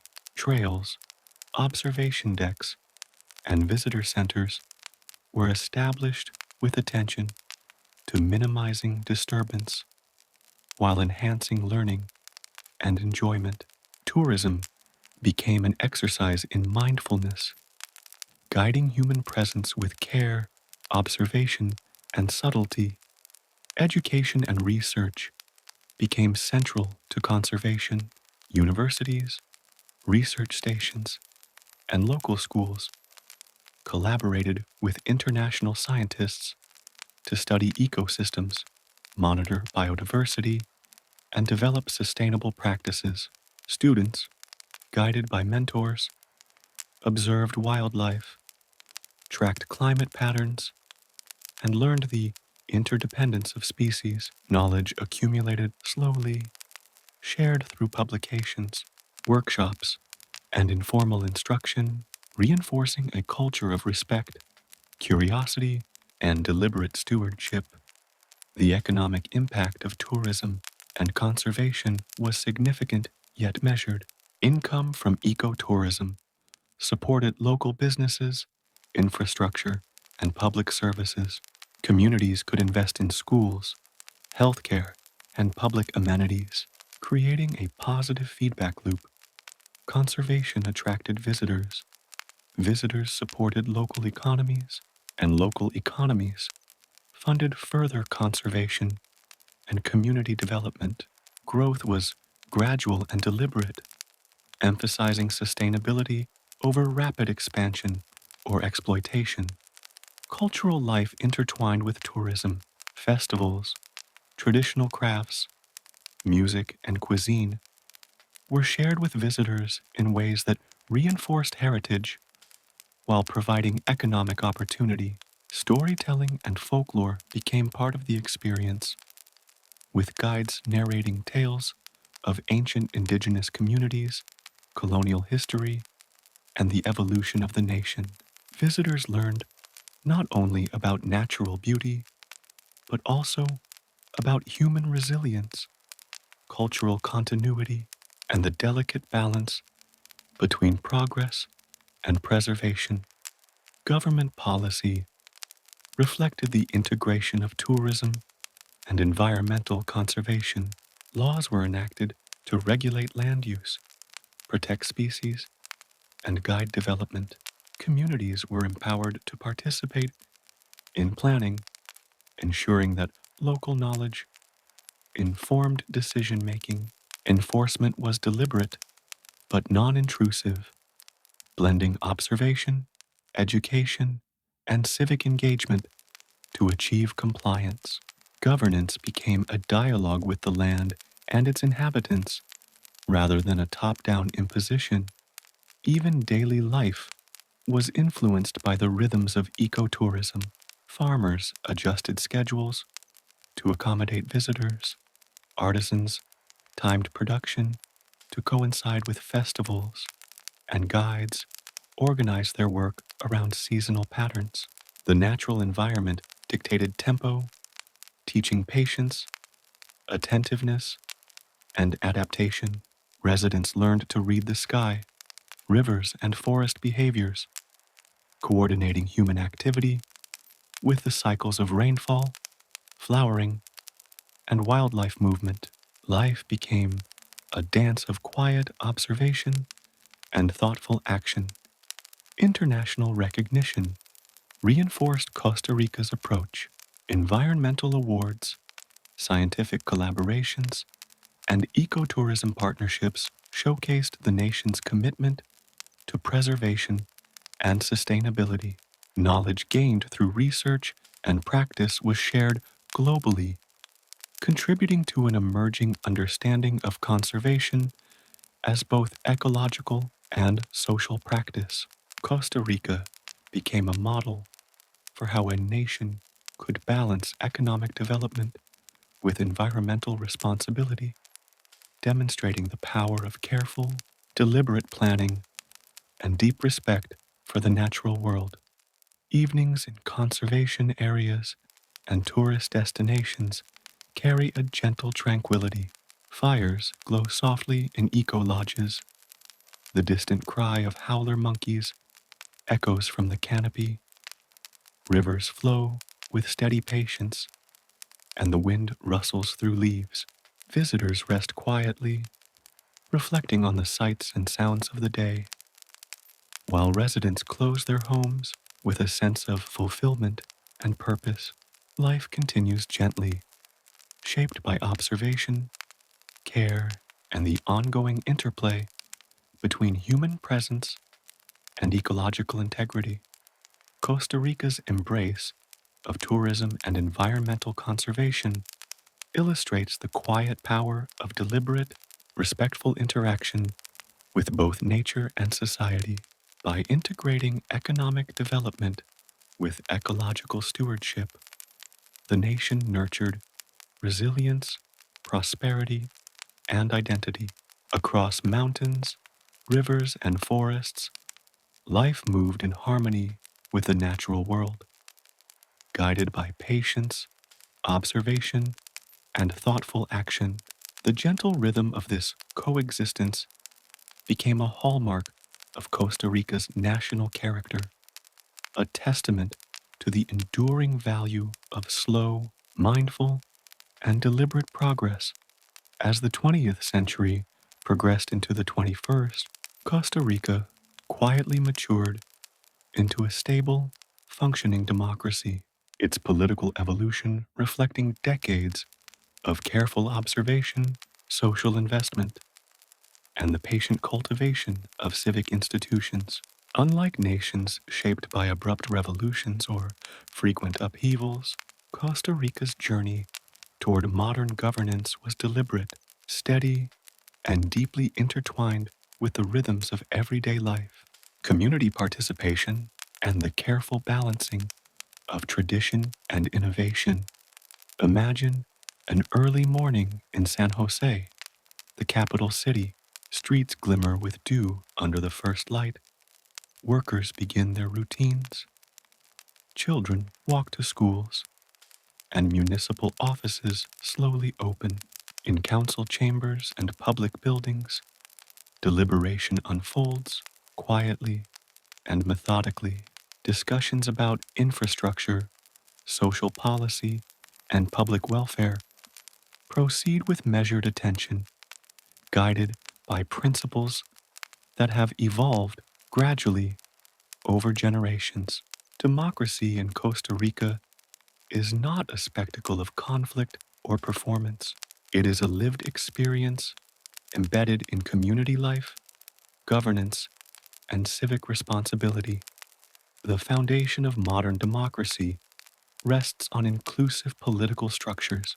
Citizens participate through local councils, municipal elections, and national voting, creating a dialogue between government and populace that is both deliberate and responsive.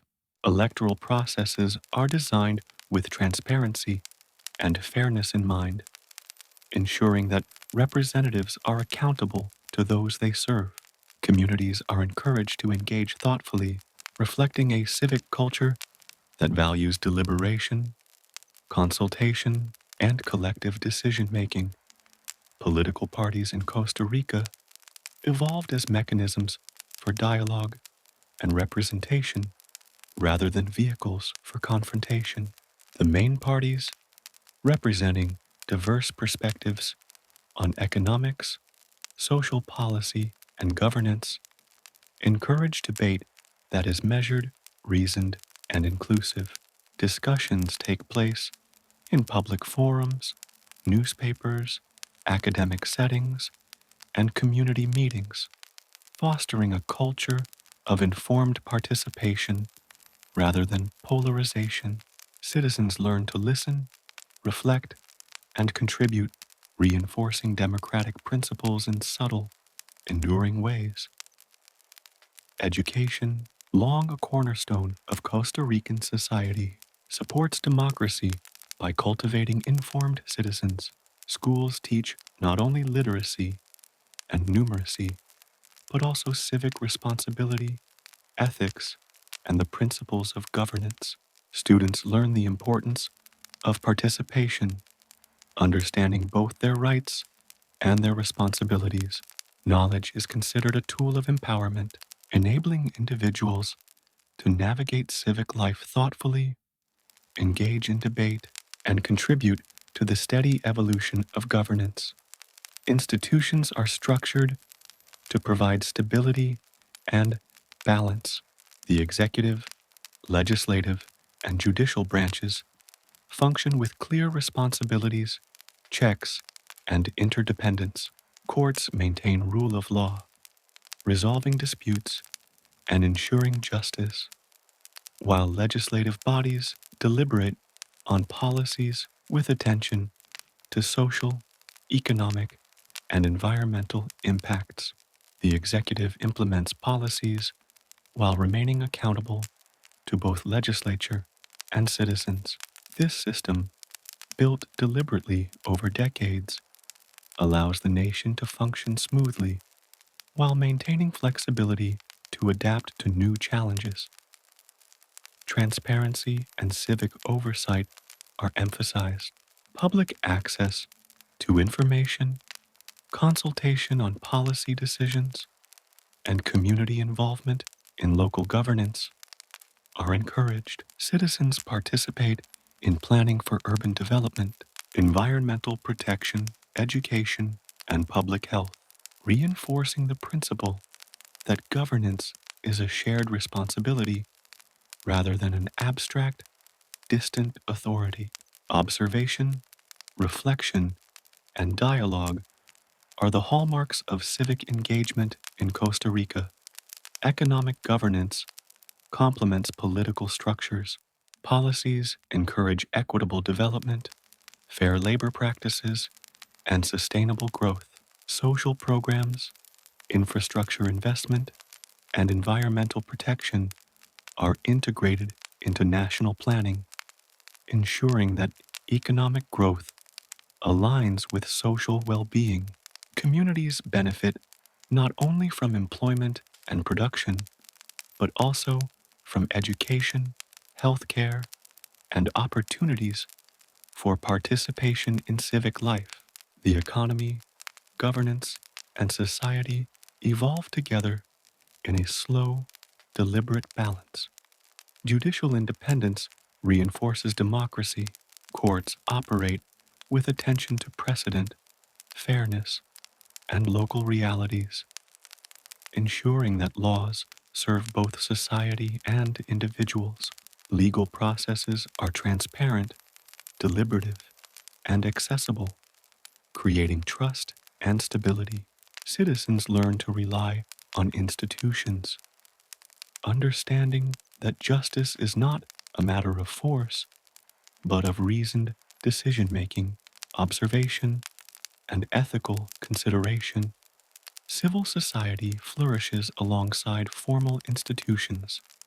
Non-governmental organizations, community groups, and cultural associations provide forums for education, advocacy, and participation. Environmental initiatives, cultural preservation, and social welfare programs thrive through collaboration between citizens and government. Communities, informed and empowered, contribute actively to the nation's development, reinforcing democratic norms and ensuring that governance remains responsive, inclusive, and humane. Decentralization strengthens democracy. Local municipalities and regional authorities manage resources, public services, and development projects guided by community input. Decisions reflect local conditions, knowledge, and priorities, creating governance that is both practical and participatory. Citizens experience democracy not only at the national level, but in their everyday lives, contributing to a sense of ownership, responsibility, and shared purpose. Media and communication channels support modern governance by providing information, analysis, and forums for discussion. Newspapers, radio, television, and digital platforms allow citizens to observe, reflect, and engage thoughtfully. Public discourse is deliberate, informed, and continuous, reinforcing the values of transparency, accountability, and civic participation. Observation, listening, and reflection become part of daily life, shaping both opinion and policy. Human rights, equality, and inclusion are central to democratic governance. Policies ensure access to privacy, education, healthcare, and legal protections for all citizens, fostering social cohesion and shared opportunity.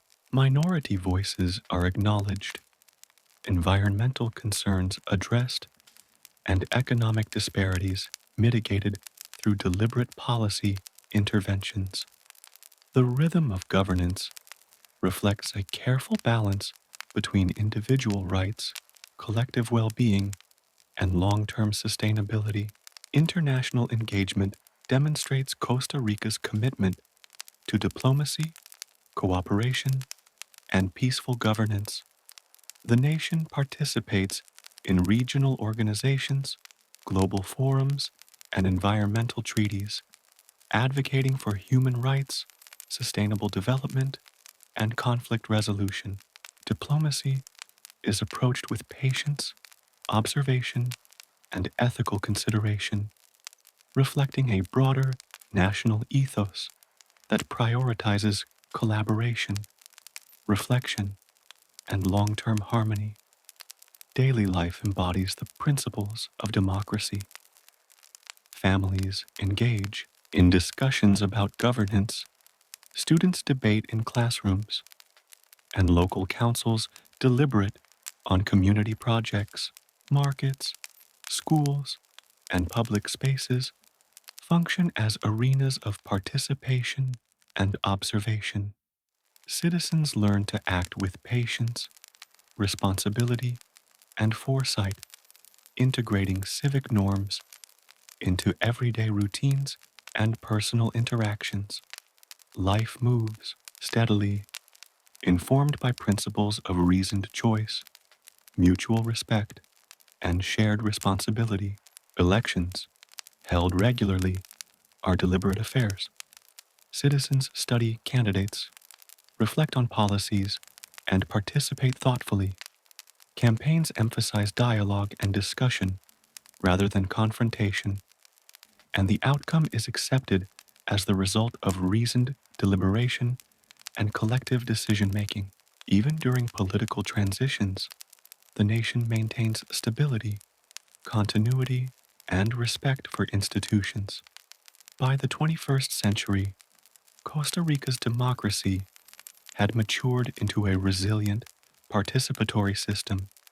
Civic institutions function effectively, social cohesion is strong, and governance emphasizes both human development and environmental stewardship. Citizens are informed, engaged, and empowered, shaping policy through observation, dialogue, and participation. The nation demonstrates that democracy thrives not through spectacle or force, but through deliberate cultivation, education, and respect for both people and institutions. Evenings reflect the quiet power of democratic life. Lights glow softly in homes, rivers hum in the background, and streets carry the gentle rhythm of ordinary life. Children learn about civic responsibility alongside reading and mathematics. Adults engage in community projects, and elders share lessons about history, law, and morality. The nation breathes steadily, shaped by centuries of deliberate growth, observation, and thoughtful governance.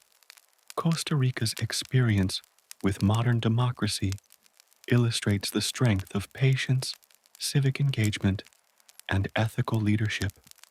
By cultivating institutions carefully, educating citizens, and balancing tradition with innovation, the nation has created a stable, participatory, and resilient society.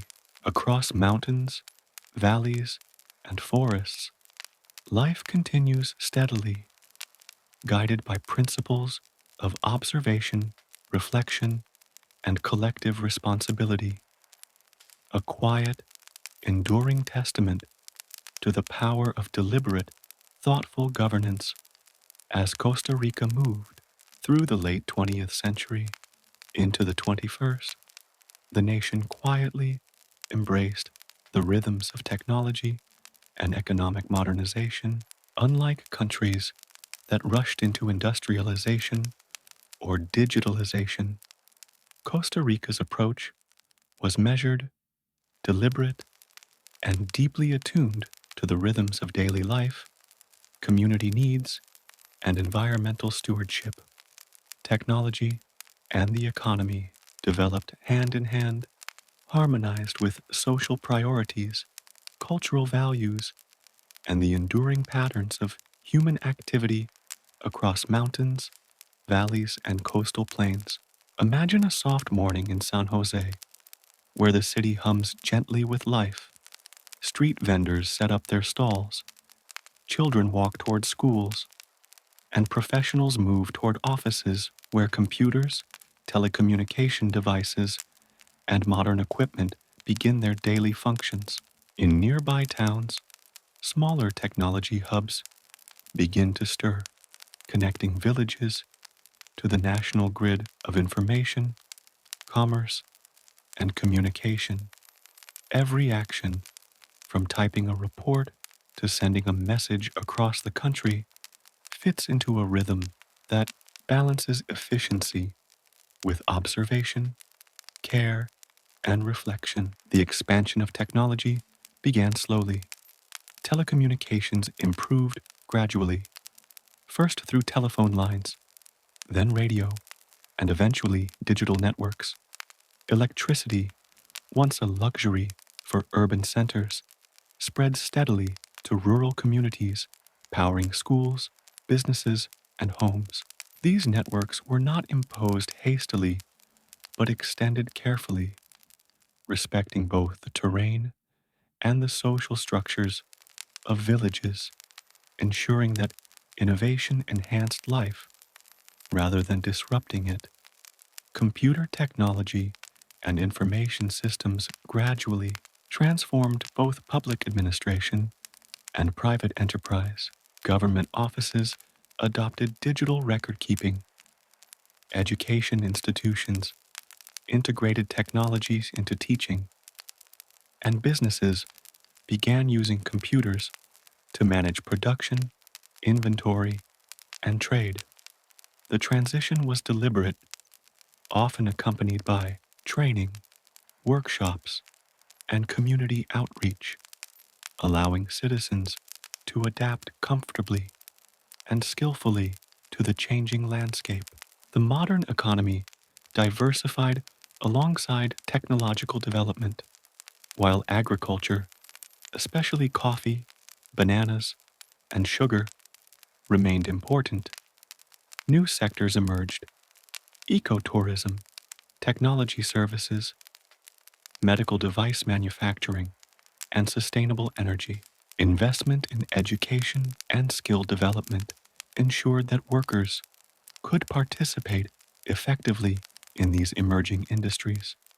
Vocational programs, universities, and technical institutes focused on preparing citizens for a future that balanced global competitiveness with local knowledge and environmental awareness. Technology supported small and medium enterprises in profound ways. Farmers adopted mechanized tools, irrigation systems, and information on weather patterns. Artisans and local producers could connect with national and international markets through e-commerce and the digital communication. Communities experienced incremental improvements in productivity, communication, and quality of life, reflecting a harmonious integration of innovation into established routines and practices. Infrastructure development complemented technological and economic growth. Roads were maintained, ports modernized, and airports upgraded to accommodate increasing commerce and tourism. Energy grids expanded, incorporating hydroelectric, solar, and wind power in ways consistent with Costa Rica's environmental priorities. Water treatment and waste management systems incorporated new technologies to improve public health and sustainability. Every innovation was introduced thoughtfully, respecting both the natural environment and the social fabric of communities. Education adapted to support a technology-driven economy. Students learned coding, electronics, and technical skills alongside traditional subjects. Schools emphasize problem solving, creativity, and observation, ensuring that learners could navigate both practical and conceptual challenges. Teachers blended hands on experience with theoretical knowledge, guiding students slowly and attentively, allowing skills to settle gradually, like seeds absorbing sunlight before growth. Environmental and economic priorities remained closely connected. Technology was implemented in ways that minimized ecological disruption. Smart irrigation systems preserved water, renewable energy, reduced carbon footprints, and environmental monitoring allowed for informed decision making. Communities learned to integrate innovation with stewardship, ensuring that economic advancement did not compromise the natural resources upon which livelihoods and identity depended. Trade and international engagement expanded carefully. Costa Rica participated in regional and global markets, exporting agricultural products, technology services, and medical devices. Partnerships were cultivated thoughtfully, prioritizing sustainability, fair practices, and long-term collaboration. Citizens learned to understand both local markets and global trends, balancing observation with strategic decision-making in a world increasingly connected by technology. Cultural life adapted alongside the modern economy. Traditional arts, music, and crafts found new audiences through digital platforms, tourism, and urban cultural centers. Storytelling, heritage preservation, and ecological education became integrated into both economic and technological spheres. Communities maintained connections to ancestral knowledge while embracing new methods of communication, commerce, and creation, achieving a slow, steady balance between tradition and innovation. Daily life reflected the influence of technology on routines. Farmers consulted weather apps before planting, students submitted assignments digitally, families accessed health services online, and small businesses coordinated deliveries efficiently. Yet these advances were integrated thoughtfully, respecting daily rhythms, seasonal patterns, and human-scale interaction. Technology became a tool for enhancing life, not a force disrupting it, echoing the broader Costa Rican ethos of deliberate, measured progress. The labor force evolved to accommodate technological demands. Training programs, internships, and cooperative initiatives provided citizens with the skills needed to thrive in emerging sectors. Workers transitioned gradually, preserving social cohesion while fostering economic opportunity. Industrial and service sectors adapted at a pace that allowed both employers and employees to participate fully, learning, observing, and contributing in ways that reinforced community stability and productivity. Tourism, supported by technological improvements, became increasingly sophisticated. Online platforms enabled booking, information sharing, and virtual tours, while local guides and communities maintained personal engagement with visitors. Environmental monitoring and educational programs ensured that tourism remained sustainable, respectful, and beneficial to both natural habitats and human communities. Life in tourist areas maintained its rhythm, blending innovation with observation, care, and participation. Evenings carry the quiet hum of a modern economy harmonized with natural and social rhythms. Lights glow softly across towns and cities. Computers and machinery operate quietly in offices and factories, and rivers and forests maintain their enduring presence. Children complete assignments using new tools, families share meals, and communities reflect on both the opportunities and responsibilities of progress. Life unfolds steadily, balanced by observation, careful adaptation, and thoughtful participation in a rapidly changing world. By the early 21st century, Costa Rica had successfully integrated technology with social and economic development.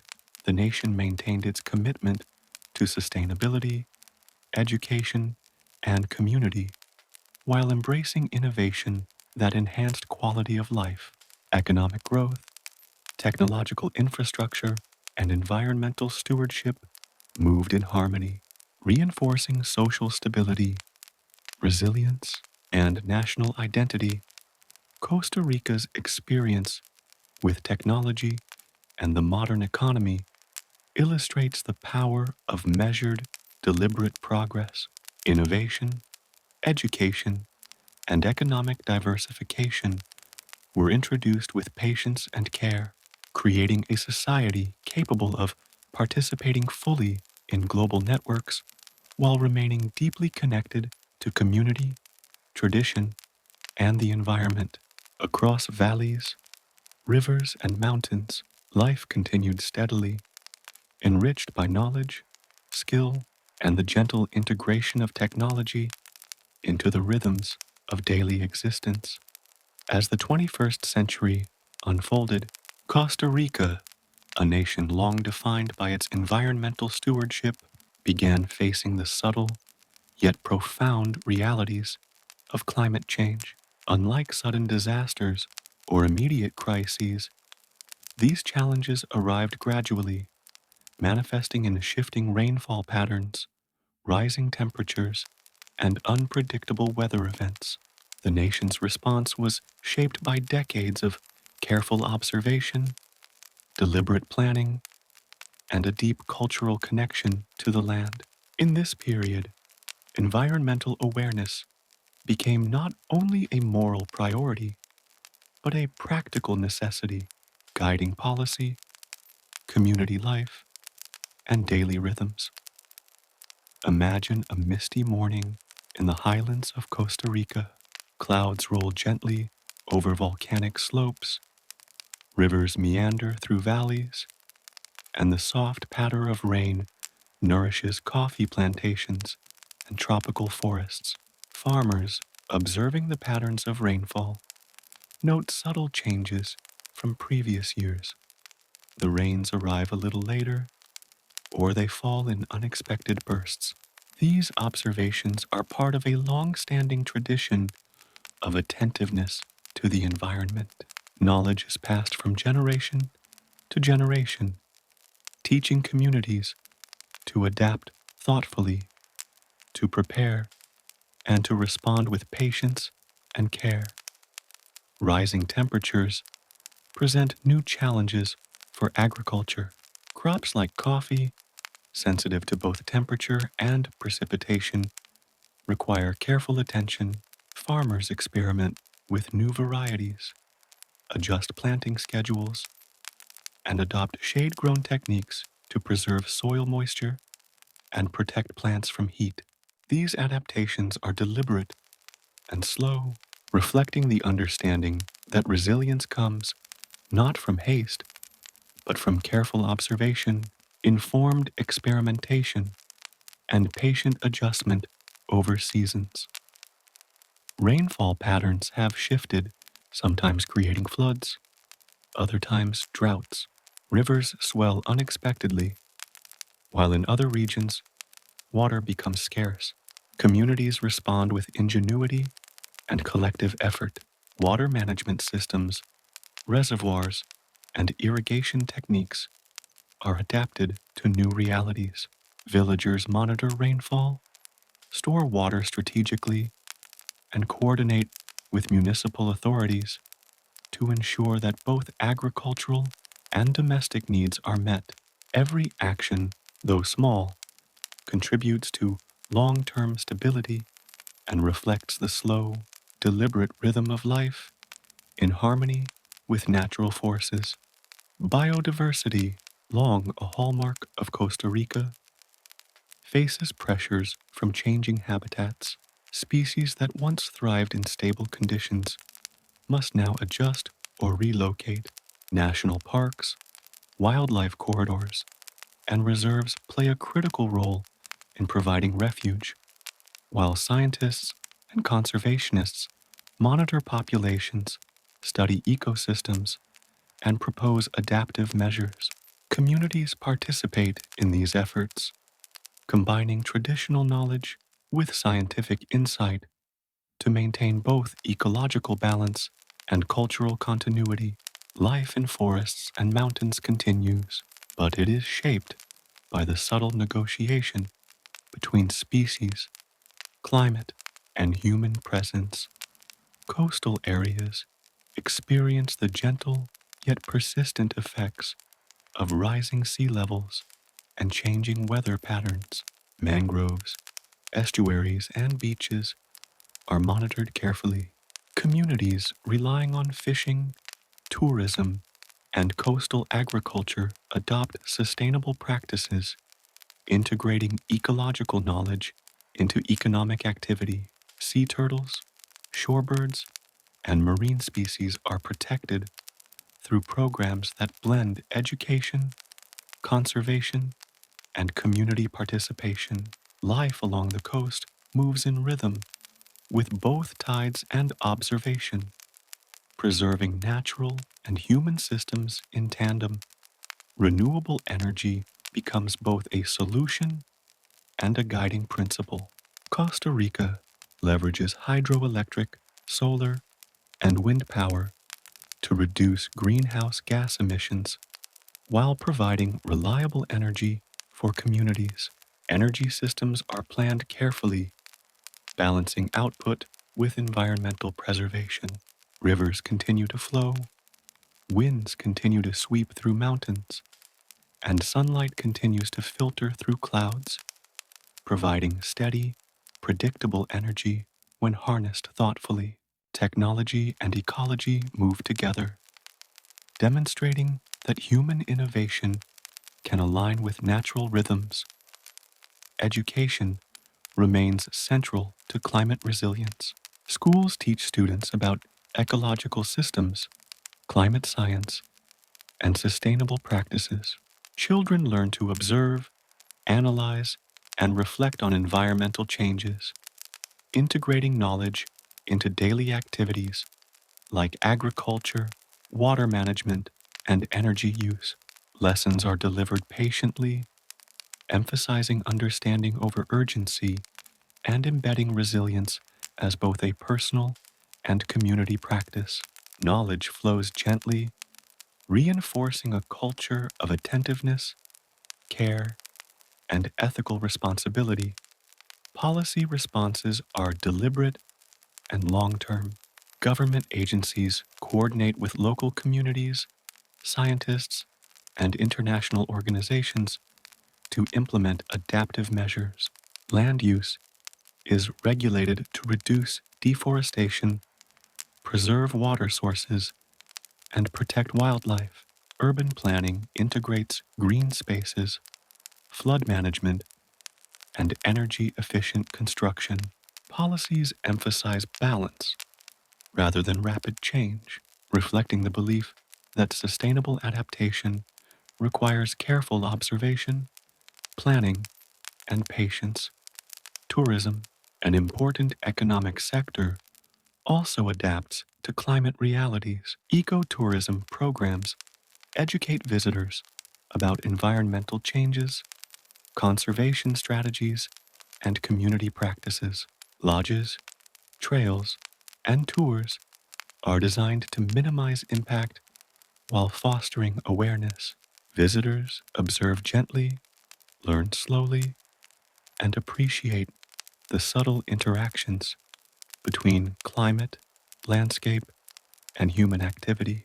Tourism becomes a vehicle for both economic resilience and environmental consciousness, integrating external interest with local stewardship. Community initiatives flourish in response to climate challenges. Villages form cooperative networks for water management, forest preservation, and disaster preparedness.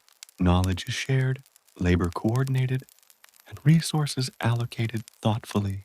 These networks reinforce social cohesion, trust, and collective responsibility, ensuring that communities are not passive observers but active participants in shaping their environmental future. Evenings bring the quiet reflection of adaptation. Fires glow softly in homes, rivers murmur gently, and the wind rustles through leaves. Farmers plan for the next day, observing sky and soil. Children learn from elders, absorbing lessons on rainfall, soil, and crops. Scientists record data, conservationists patrol parks, and policymakers reflect on strategies. Life moves steadily, with patience, mindfulness, and a gentle commitment to observation and care guiding every action. Costa Rica's experience with climate change and environmental challenges illustrates the value of deliberate, attentive adaptation. By combining education, policy, technology, and community participation, the nation faces new realities with resilience rather than panic. The rhythms of daily life, agriculture, schooling, governance, and conservation align with environmental cycles, ensuring that human activity is both sustainable and harmonious. Across mountains, rivers, and forests, life continues steadily. Species migrate and adapt, communities adjust with care, and knowledge accumulates gradually. The nation demonstrates that environmental challenges, though persistent and complex, can be met with patience, observation, and thoughtful action. Costa Rica's response is not urgent in the sense of frantic reaction, but deliberate, slow, and attuned to both the land and the people. The nation moves forward in harmony with nature, embracing both responsibility and resilience, and teaching future generations that stability arises from thoughtful engagement rather than force or haste. As the 21st century progresses, Costa Rica quietly occupies a unique position on the global stage. Though modest in size, the nation's deliberate choices in governance, environmental stewardship, education, and social development have earned it recognition far beyond its geographic borders. Unlike nations that assert influence through military power or rapid economic dominance, Costa Rica projects its presence through diplomacy, sustainability, innovation, and a long-standing commitment to peace. Its story is subtle yet profound, a testament to the power of deliberate, patient progress. Imagine a morning in San Jose or along the Pacific coast. Sunlight glimmers across calm waters, winds ripple through tropical forests, and the soft murmur of city streets blends with the distant cries of wildlife. Embassies, universities, and international organizations hum quietly with activity. Policymakers, researchers, and educators engage with counterparts around the world, sharing knowledge, negotiating agreements, and exchanging ideas. Costa Rica's influence is felt through its example, its expertise, and its careful integration of values, technology, and diplomacy. The nation's commitment to peace defines much of its global identity. Since the abolition of the army in 1948, Costa Rica has relied on diplomacy, negotiation, and international cooperation to maintain security and resolve disputes. It has no standing military, yet participates actively in international forums, mediating conflicts, promoting human rights, and supporting multilateral agreements. The country's stance demonstrates that security and stability can be achieved not through force, but through observation, dialogue, and ethical leadership. Environmental stewardship enhances Costa Rica's global standing. The country is renowned for its extensive network of national parks, wildlife reserves, and protected areas, preserving biodiversity in ways that attract scientists, conservationists, and ecotourists from around the world. Research stations and universities collaborate internationally to study ecosystems, climate change, and sustainable practices. Costa Rica's successes in renewable energy, reforestation, and ecological tourism are highlighted globally, serving as models for other nations navigating the challenges of sustainability and climate adaptation. Education and social development contribute to global influence. Costa Rica invests significantly in human capital, ensuring literacy, civic engagement, and technological proficiency across the population. Students and professionals participate in international programs, research collaborations, and knowledge exchanges. By nurturing an informed, capable citizenry, the nation demonstrates that influence emerges from the quality of human development rather than the size of armies or the scale of natural resources. The economy, while modest compared to global giants, reflects deliberate diversification and strategic integration into international markets. Costa Rica exports agricultural products, medical devices, software, and technology services, connecting rural producers and urban enterprises with global demand. Ecotourism attracts visitors from every continent, providing both revenue and cultural exchange. These economic interactions are carefully managed to maintain sustainability, preserve social stability, and uphold ethical standards. International organizations recognize Costa Rica as a leader in human development, environmental management, and governance. The United Nations, World Bank, and regional bodies cite Costa Rica as an example of effective democracy, social inclusion, and environmental policy. Agreements on climate change, biodiversity, and sustainable development often reference Costa Rica's experiences, reinforcing its reputation as a nation guided by deliberate, patient, and thoughtful decision making. Diplomacy remains central to global engagement. Costa Rica participates in regional alliances, multilateral treaties, and cooperative initiatives addressing health, trade, education, and environmental protection.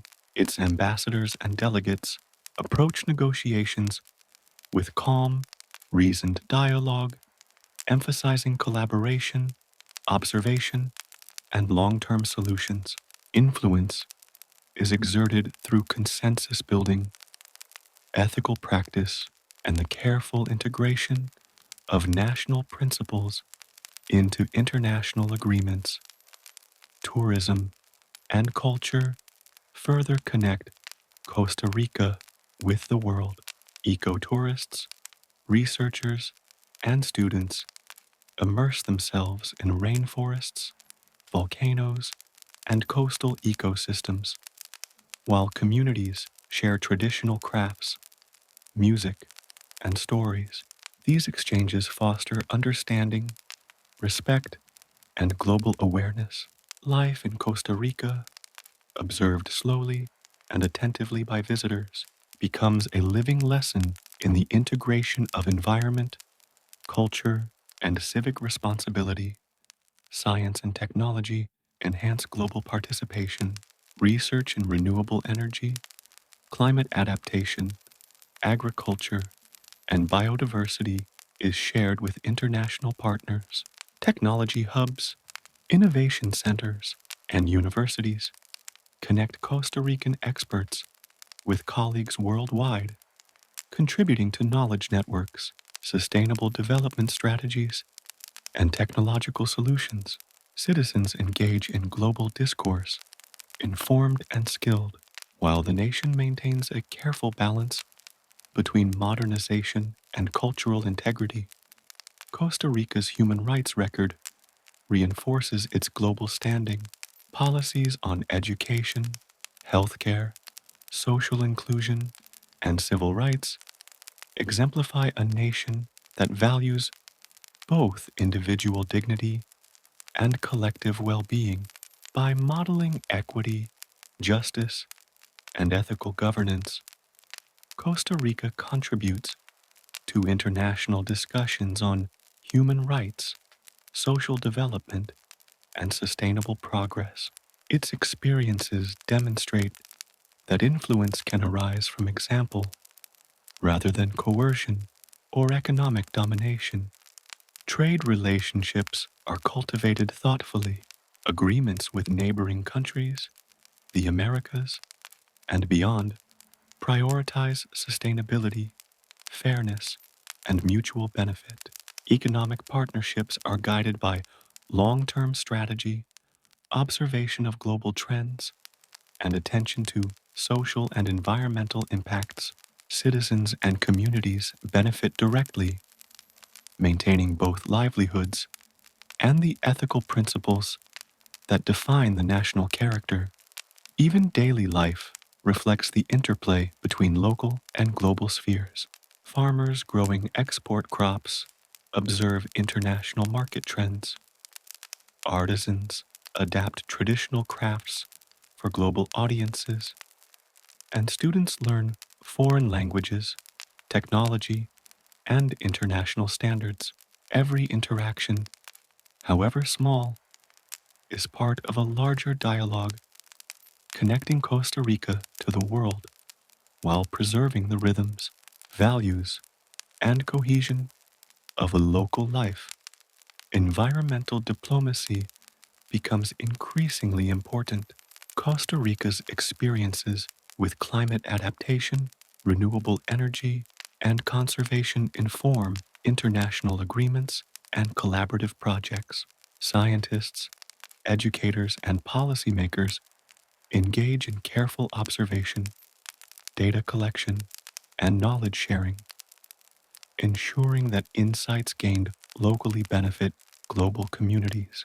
This deliberate, patient approach to collaboration exemplifies the nation's philosophy.